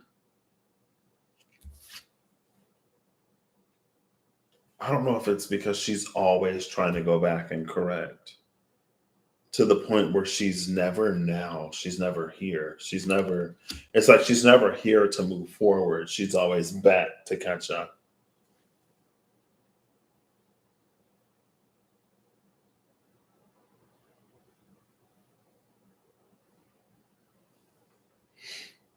Okay. So that is the Black Moon Lilith and Venus conjunction for the 8-8 Lionsgate. It talks about our relationship with our pasts. And it's almost like it's interesting. There's a question of whether or not we've learned something. Okay, birds. First, I saw one shoot this way, and then there was like,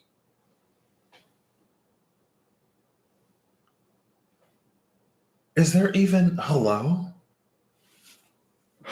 Do y'all see that? I don't know if you can see it. There's a bird like right there. Oh, it just flew off. Did you see it? I'm like, what is that thing even like? What is it even? There's like, is there a perch even there? I don't know if you could see it through the blinds. I was trying to see what you could see and trying to like point it right at it, but probably failing. What is happening?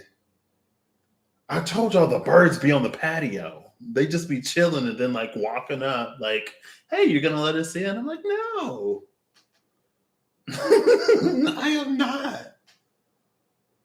Because first one flew over, and then one flew back this way, and then one flew kind of down, and then like as soon as I was talking about it, one perched on thin air, and then one just I don't know what they're doing anyway.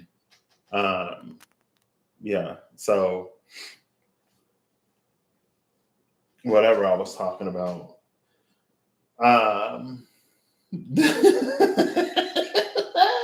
Now, if a seagull was here, then the door would have opened. I'm kidding, because I don't know. Not all birds are my friends. One of my friends,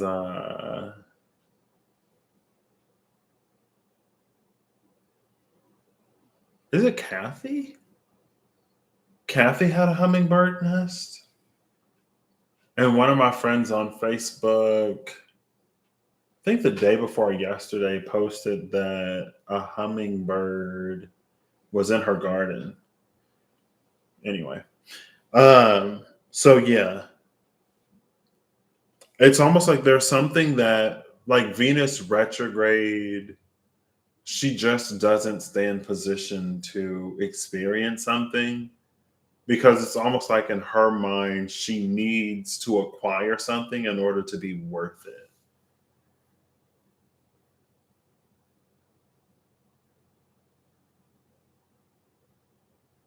And Black Moon Lilith, it's like when Black Moon Lilith reaches that standstill, she discovers and finds the thing that is within to build. It was like the fundament. One of them talked about the fundament. Um, that's what her foundation is built upon. Something that is intrinsic within her. something that requires no extra, excess, external, whatever, in order for her to be validated. And she experiences a world that confirms that. Just like Venus experiences a world that confirms for her that her value is tied to her beauty or her possessions or her whatever. And again, it's almost because Venus doesn't see a value or worth to herself if she's not whatever she has built herself up to be or what she has always been. So be mindful of that in this Lion's Gate.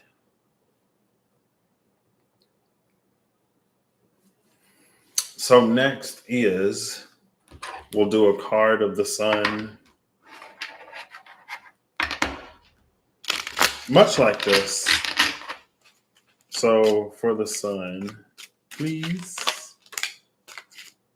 Queen of Swords. But she's looking in the mirror. For the moon. That was so like I'm just so curious what that bird was perching on. The moon is the Knight of Pentacles. But that's that Knight of Pentacles horse's book. That knight is like, whoa, he dropped the pentacle. Oof. The one knight that you would expect to make it has failed. Oh, maybe not necessarily.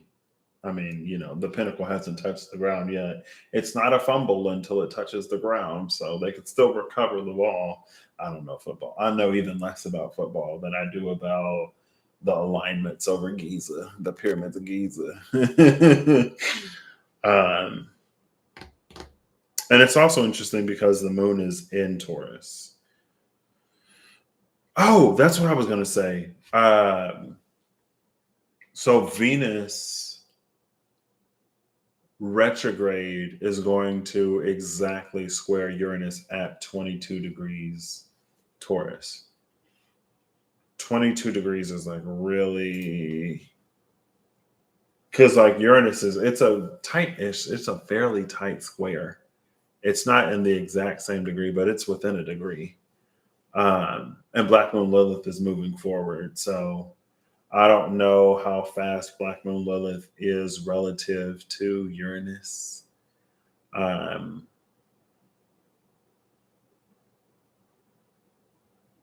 It's a lot slower. It is slower because Uranus has been in Taurus for a hot minute. And I think Black Moon Lilith was in Gemini and was in Cancer while Uranus has been in Taurus, I think. So they might not, like that exact square is weakening.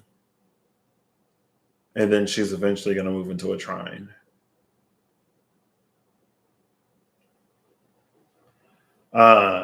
Anyway. So the sun is giving us a Queen of Swords with her sword down and her reflecting, which is kind of big for the Queen of Swords. Because the Queen of Swords over here is one of the queens that can overly identify with her past. The Queen of Swords is who the Queen of Swords is because she was made to be that way. The Queen of Swords wouldn't be who she is if she didn't have to be. The Queen of Swords sometimes is very like who and what we have to be in order to be taken seriously, in order to be respected, and in order for a whole bunch of stuff. But with this element of reflection, like she can allow herself to reach that point where she realizes that she doesn't have to be anything other than who she is. And she'll still be valid. So this Queen of Swords, the sun feels like, and the sun is going to be conjuncting Venus retrograde and Black Moon Lilith. Now, at that point, will Venus and Black Moon Lilith still be conjuncting? Maybe. I don't know how fast Venus is moving retrograde. But it's interesting. Now, I don't know if the sun is necessarily going to help us make a transition over into a more self-loving, self-empowered rather than comparative work type of thing, or if it's just going to show us what it is that we really believe, or if it's going to like validate what it is that we believe.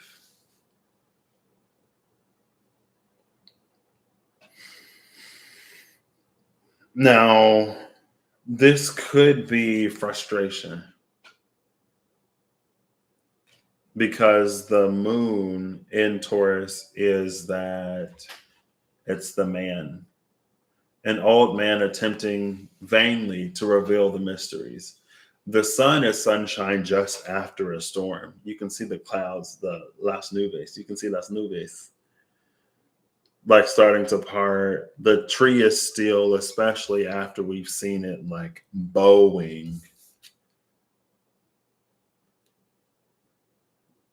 you know, maybe still a little like side sweat, like, ooh, you know. Uh,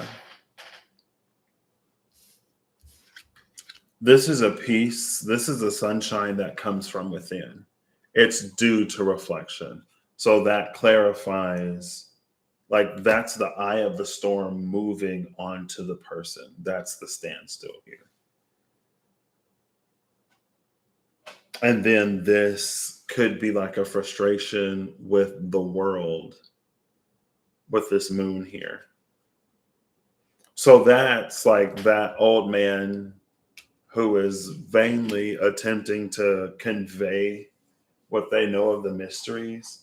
That's like it's the person going like, I have done this in my life. I've learned this. I've attained this. I've reached this vibration of whatever. And then it's like to the world, like, why are you not matching this? Why are you not meeting this? You're going to be left in the 3D and I'm ascending to the 5D, but things like never change.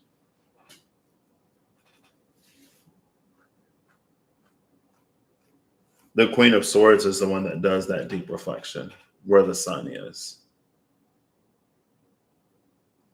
And it realizes that some things are for the self to do. Some things the world won't provide unless through validation. And for those things, it must exist within the self truly and deeply first. This Lionsgate is real interesting. It doesn't feel, I mean, a lot of things over here I haven't necessarily felt defined, I guess. I need to get to bed soon. But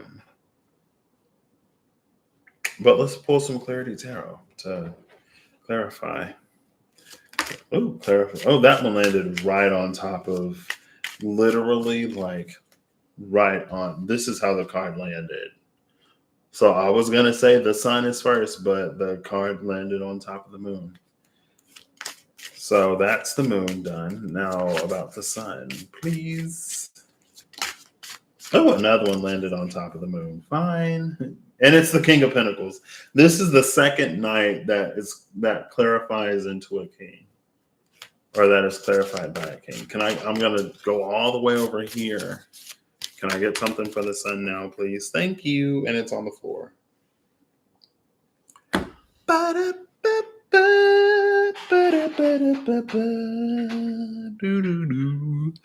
you hear me? This close to the microphone. Sorry.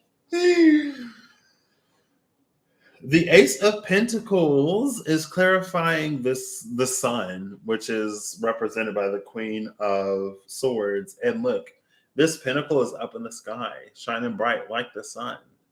This pentacle is also making, this feels like the mirror looks a little gold. Like, again, that is the gateway, the provider of this Ace of Pentacles. That this reflection is the thing that changes the world. Because there are some things that the world validates. This is one of those things. She's realized that this is an internal thing. It's not one of those external. Sometimes it is external, Sometimes it is everybody else. Sometimes it is whatever. Sometimes it's us. Everything that's coming out is like, this is an it's us type thing.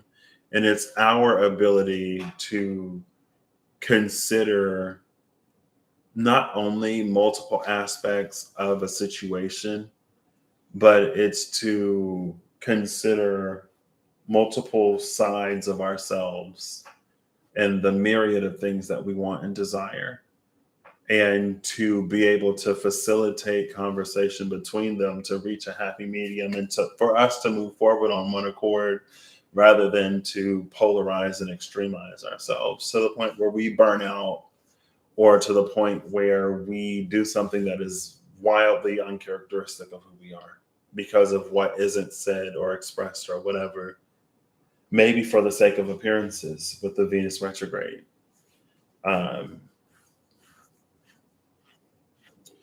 Energy here. So face down on top of the moon is the Magician. The card that's coming out, that came out face up, is this King of Pentacles.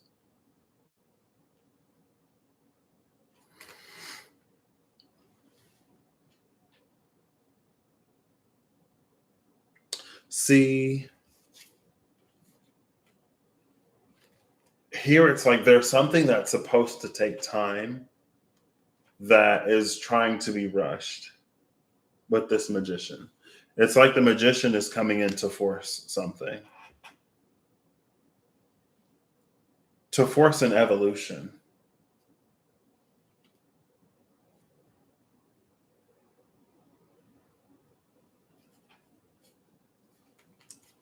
To almost immediately go again from Knight to King.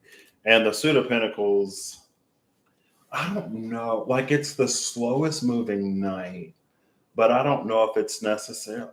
It depends.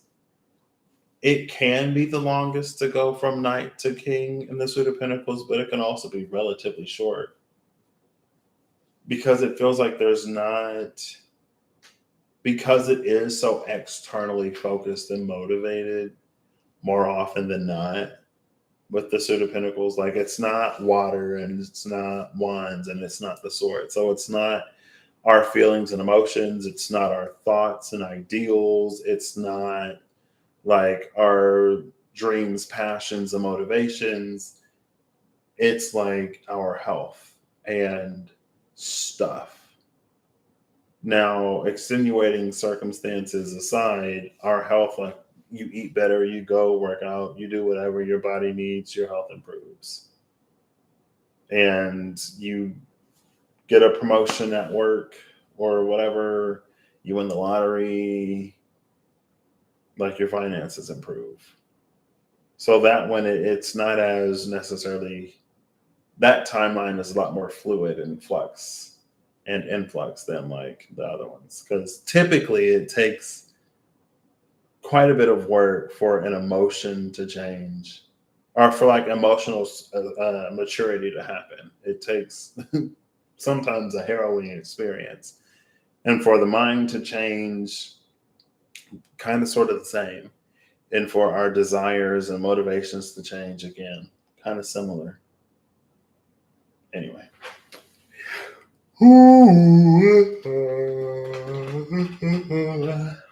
Trying to be all international with an American football. Proper spelling too. Wow, look at that.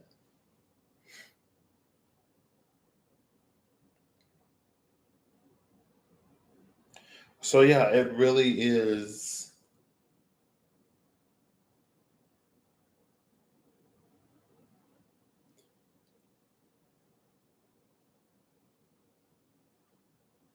I don't know. It's interesting. It's an interesting time, apparently. One that is not well suited for a sense of entitlement, it seems. Number one, or for anything that is comparative, number two.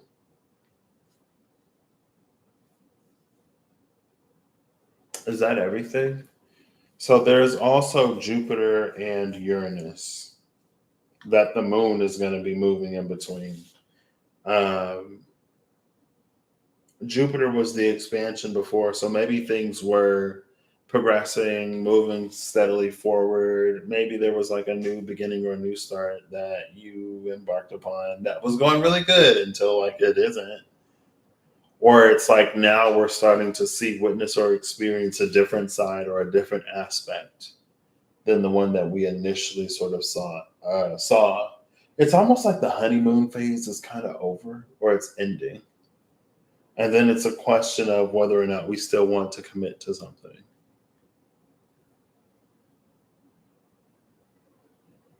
Oh, and again with Uranus, see, but because it's the moon in Taurus, it's almost like it's hard not to look at one's life right now. Or it's hard not to be affected by one's living conditions and circumstances and situation. And of course, like when we experience an increase with Jupiter and Taurus, of course we feel good and we feel like everything is working out. But it's almost like, can we believe that things are still working out, even if it's not like you just got a $50 raise and you found $100 on the street, and like your health is doing this or doing that. Because with this Emperor and the Black Moon Lilith, like all 10 of these swords in her back could not move the Emperor from his throne.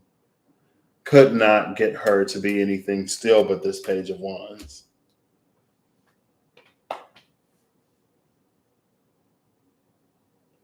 And with Wind and Middle Earth, it's just like our middle world. With Wind and Middle World, it's almost like there are going to be ups and downs. Ups and downs are natural. Even if things could only go up and up, like it's a comparative down. You know what I mean? It wasn't as high up. Or even if things maintain, it's like if we go from like experiencing this to like it petering out and we maintain, then it's like, what's happening? It also, again, though, it feels like there's something beautiful that's waiting to be born in this space, in the standstill. Either way.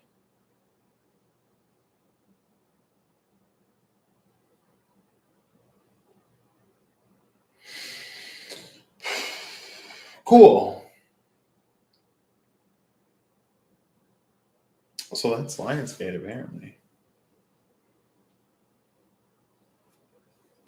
Like, it doesn't necessarily seem super like.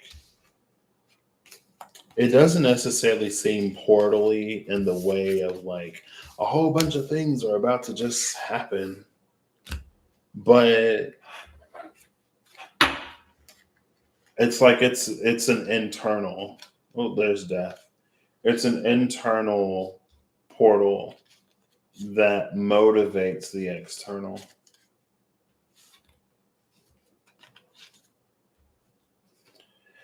Apparently, excuse me. Okay.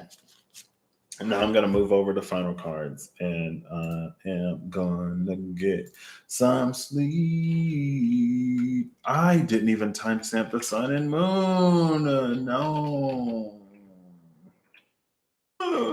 I'll say it was like 150. I'll tighten up that timestamp. So give me a second to watch it back when I'm done. Final cards, I'll say 2:04:30. Interesting.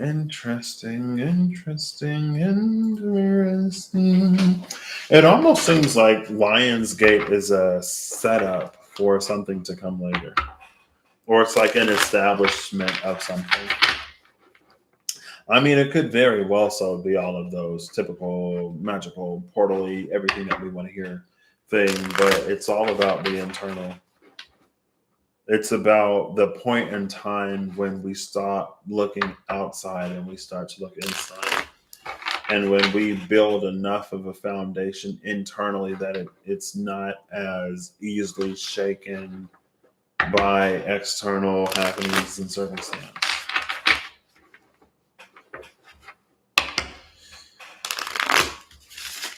Ooh, ooh, ooh, ooh. Who are you? Are you my final card? Four of Swords. The Four of Swords came out. That was the card that I was scared was the Three of Swords, but it was the Four. And that was, I was using the, that's a whole bunch. The Santa Muerte. That was the same reading. When I used La Santa Muerte Lenormand and the Santa Muerte Tarot. Because it was the Ten of Cups, the Three of Wands, the Ten of Pentacles, and I was like, I wonder if we'll get our fourth element. And I was like, oh, it's the Three of Swords. Oh no. Oh my gosh. Wow. But it was actually the Four of Swords. And I was like, oh, okay. That's the sunshine after the storm. That's also where we saw our Caballero, who chased the fox. So the Seven of Cups, it's just like possibility to me. Bottom of the deck is the Eight of Swords. Every time I've seen a yes, there's been a no. It's never been two yeses or two no's on any of these. If it was two cards, like for Venus, it was no, yes. For Lilith, it was yes, no. For the Sun, I think it was just no. For the Moon, it was yes, no. I don't know. I don't remember.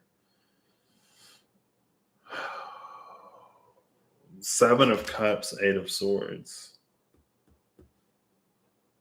And then the Knight of Cups is here. Even at the bottom of the deck, it's a yes and then a no, and then a yes, and then another no. So the Eight of Swords, the Knight of Cups, and the World. With this Seven of Cups, this is so much the potential for things that we can't even fathom or imagine. And then I guess here it's a question of whether our inability to preconceive of a certain thing will keep us from being able to experience it for the better. Knight of Cups into the World for the better. It might be a sore spot, though. There may be vulnerability here. It's almost like it's all possible. You know, it's a gorgeous energy.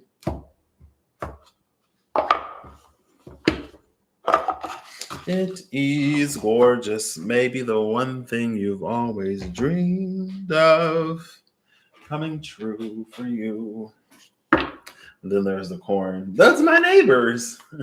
Down the street is the corn. I'm so close to the corn now.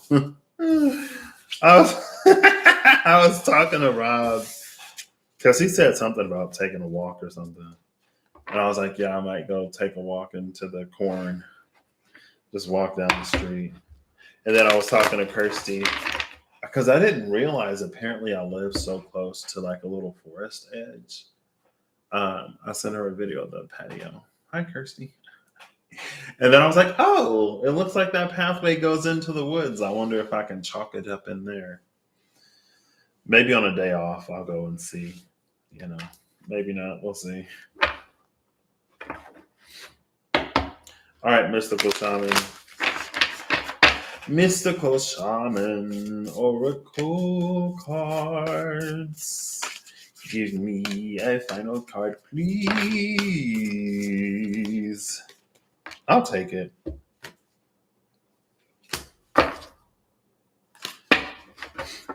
The Sweat Lodge.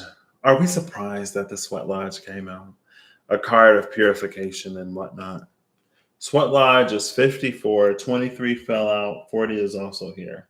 So Pachamama, like, she didn't fall all the way on the floor because, like, she was caught between my arm and my belly.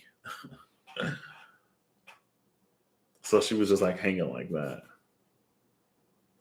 See, and then the giveaway is at the bottom of the deck. There's something, it's like there's something that we, because the giveaway is at the bottom of the deck, it feels voluntary.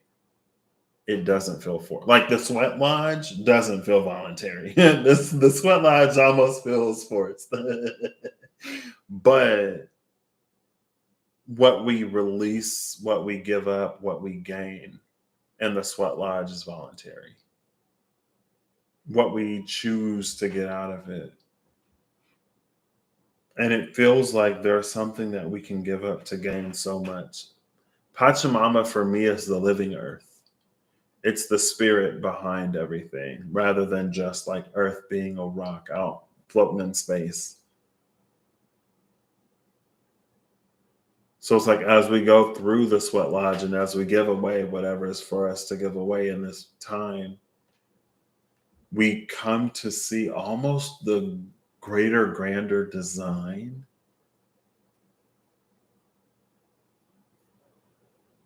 Then I'm trying to think of in the Book of Changes, I think it was decrease, how less is sometimes more. And a homage to Rob. So, I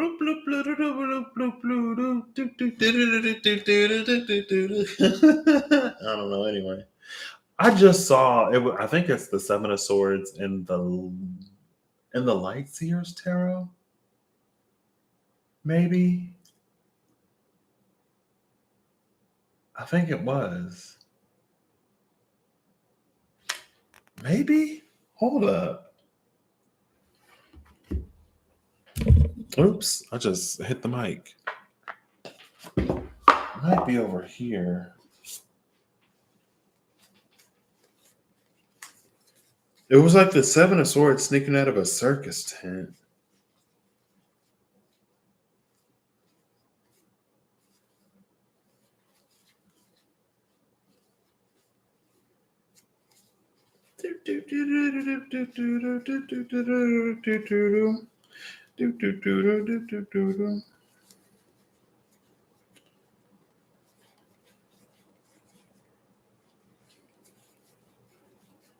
Maybe not.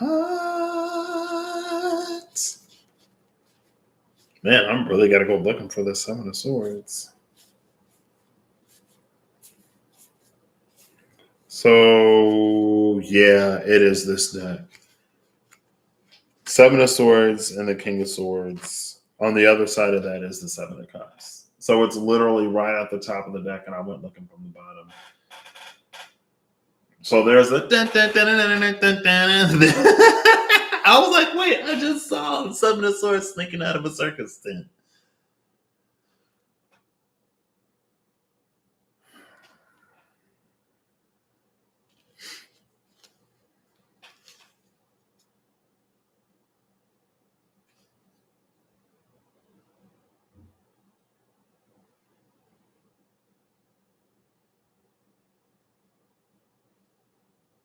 What does it mean? I do not know. Well, now the circus tent is almost looking like a sweat lodge.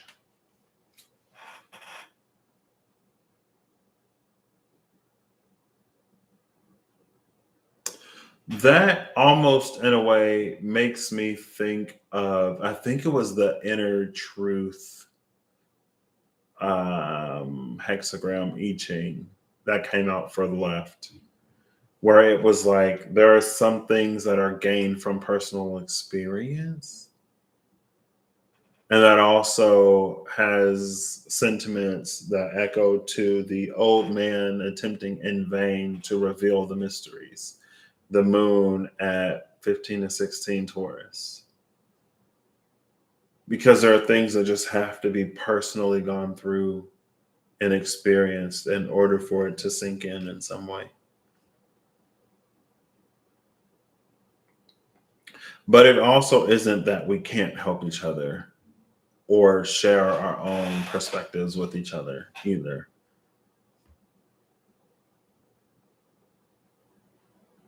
This is, there are many ways to read this. Because this could also be like if we've been in a period of standstill or if we've been in a period of decrease.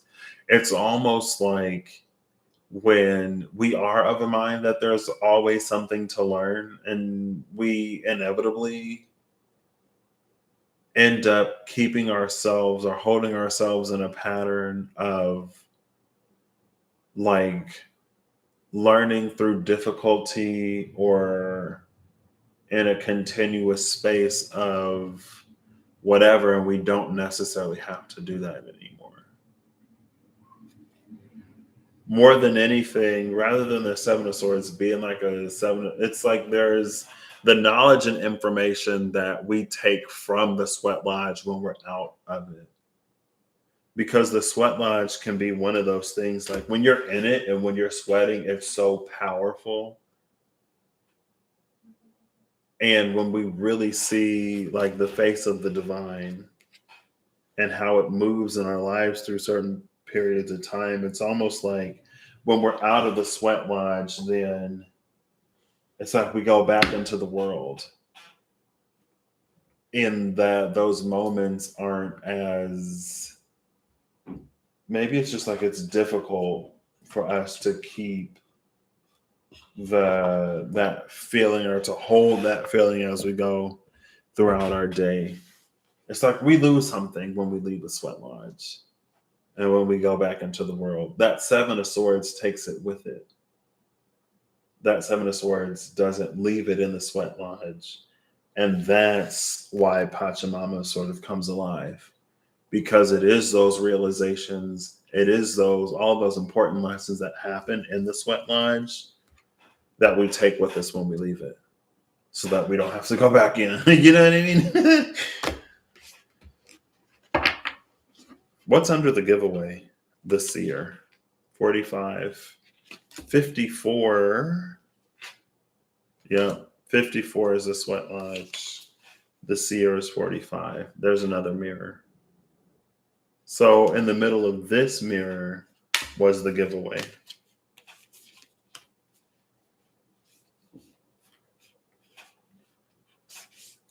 Between the sweat lodge and the seer.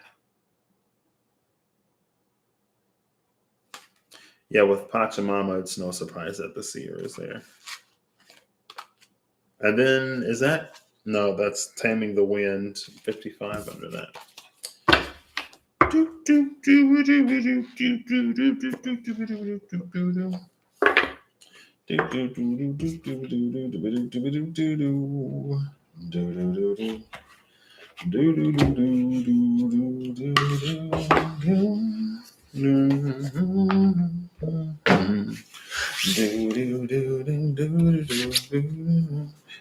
I am actually going to pull a Tao Oracle card since I used the book.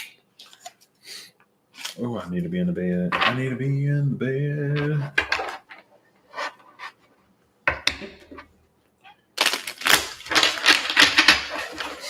Yeah. I'll be in the bed soon. I'm trying to calculate how much sleep I can get, and I'm like, oof, it's fine. All right. Ooh, that was quick. This one's face down. We have strength. Aww. We have the really sweet strength card, though.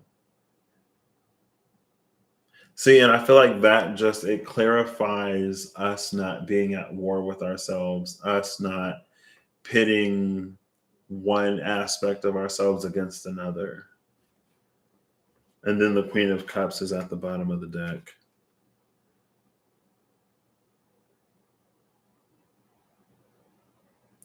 This is like, it's almost like she who dances with the whatever she dances with.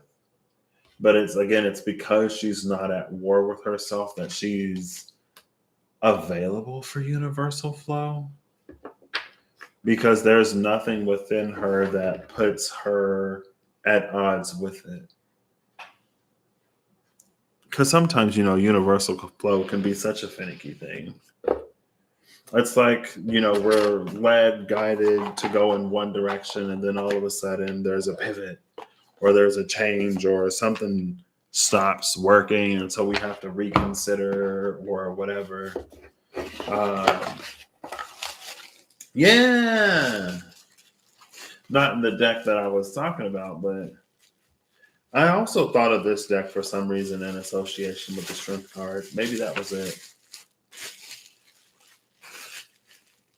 I guess it's also interesting because I went for the Clarity Tarot Strength card specifically for that Schiaparelli dress, where it's like she is the lion.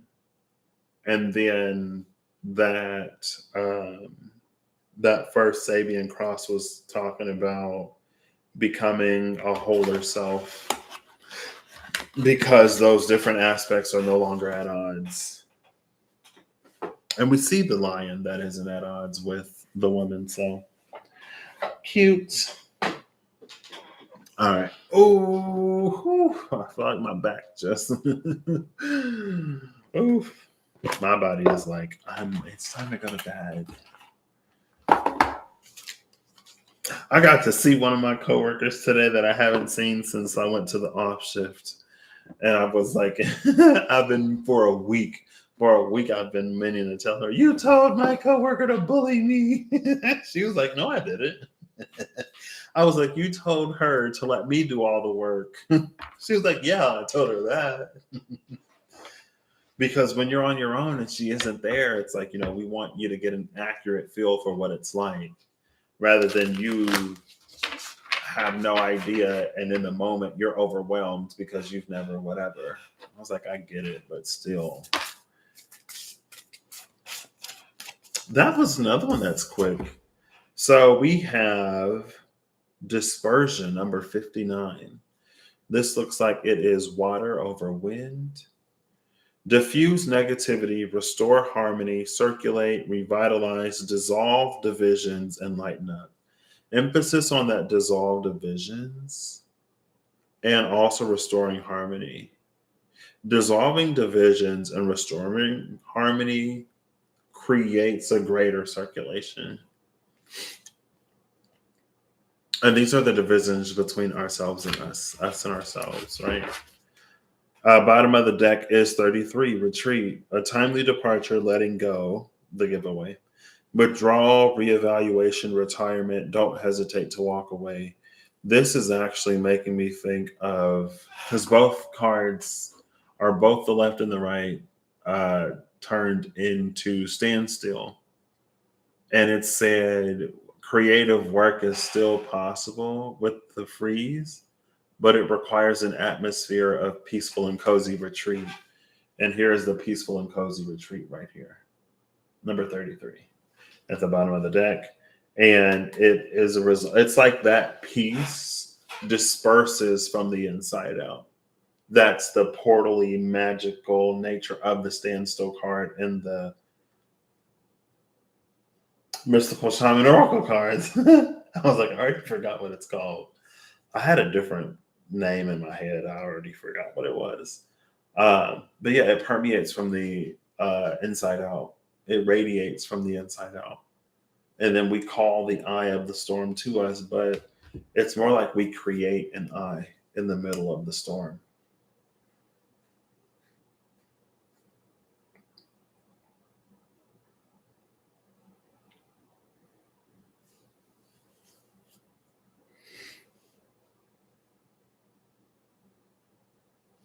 Cool. There's also all these birds up here. There was a bunch of birds in the middle world card too. Love it. So that's what I got for Lionsgate. I guess I didn't really have. I mean, it feels like it definitely, like the pre-Lionsgate whatever thing that I did the other day. I can see how it flows into this like easy. But in the pre-Lionsgate, it felt more like us resolving two aspects of ourselves. This like Lionsgate is like all aspects of ourselves. So I don't know if it's one of those like I don't know if it was like in the pre Lionsgate, one of the toughest aspects for us to balance within ourselves was the one that like we were focusing on, or that the universe, the divine, was giving us opportunities to like work through and to realize and recognize and to be able to find a peace within ourselves in that area. And then like every other one will be relatively easy compared to that. Or if there's a choice and decision, because it also brought up a crossroads, or if those are just like the most salient and pertinent to a choice or decision that we're making, or that we're going to be asked to make soon. And then I don't even know if like we're necessarily going to be asked to make this choice or decision, or if we'll just see an opportunity to do something differently or to say something. It almost feels like the latter, where it isn't necessarily going to be offered.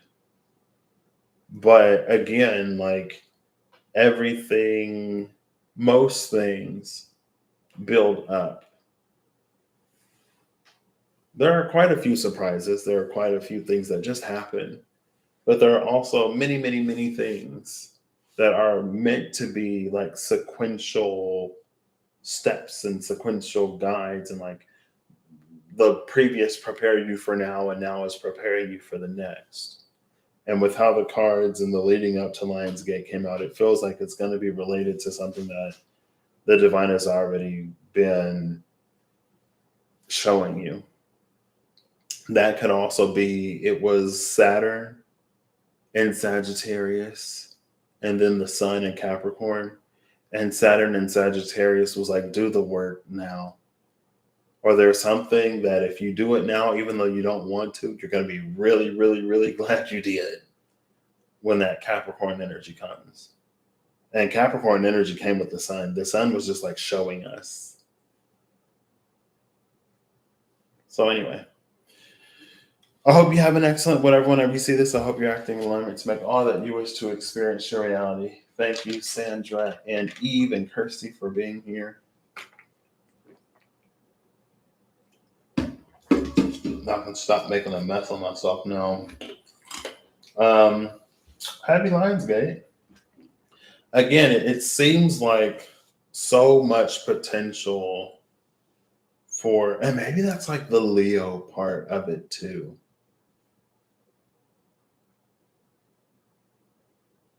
Because of Leo, because the sun is in Leo, the sun, Venus, and Black Moon Lilith are all in Leo. So again, like there's this thing, like Venus is retrograding, Black Moon Lilith is going forward. There's this meeting of Venus and Black Moon Lilith in Leo right now. And the sun is also there. Sun in Leo is like, it's to be seen. It's like, so like that's us showing up in the world as whatever. That's not just us at home or in our wherever, is like doing the whole like, oh, I am a whatever vibrational frequency I resonate at, but when you go out into the world, it's something completely different. It's for us to be out in the world and to be seen in a certain way. Leo is seen. It's not necessarily, it feels like it's almost semantics, but it's like, it's not how we're perceived by people. It's how we're seen out in the world.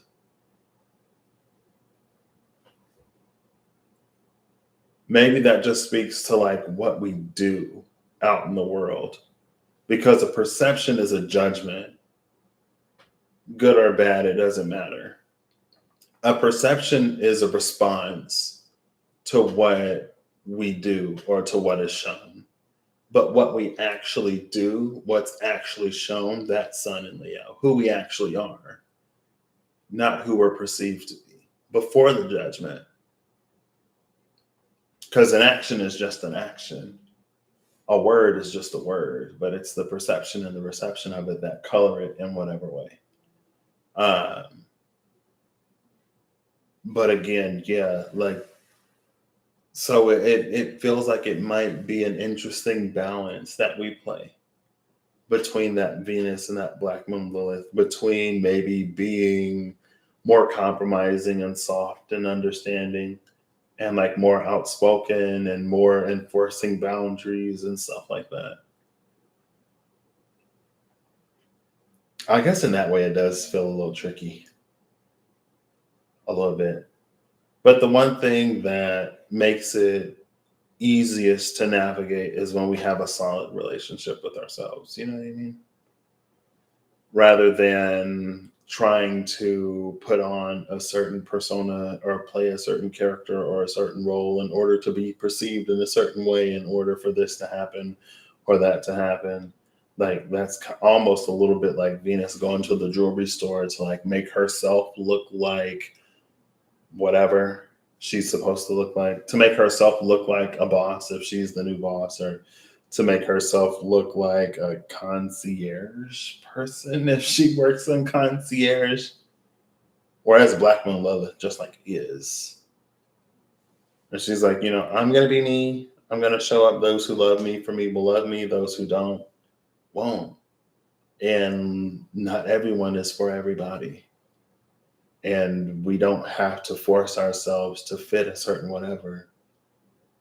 Anyway. All right. Yep, it's time for me to go to bed. Thank you all for being here. Thank you, Codes of Harmony, for strongly suggesting that I do this. I would say that I hope you're not disappointed, but it is what it is. You know what I mean? And I know you won't be. So, yeah. All right. Again, I hope y'all have an amazing whenever you see this. I hope you're acting in alignment to make all that you wish to experience your reality. I hope that whatever you need along your path, journey, and where you find. And I hope you the courage, bravery, and environment and atmosphere that will allow you to begin being and to be and to become even further who and whatever is for you to be becoming stuff. Because it ain't always easy. But some of us need, it's like we all have different needs. Some of us need some of us need to feel safe being vulnerable in order to do that. Some of us are more rebellious in nature and need defiant. Like, we need to be defiant in order to do whatever you need. The universe knows you and will work with you. You know what I mean? So it can manifest in a different way for everybody, because we all need different things to learn and to get to the same point. So anyway, I will catch you when I catch you. Thanks again. Bye.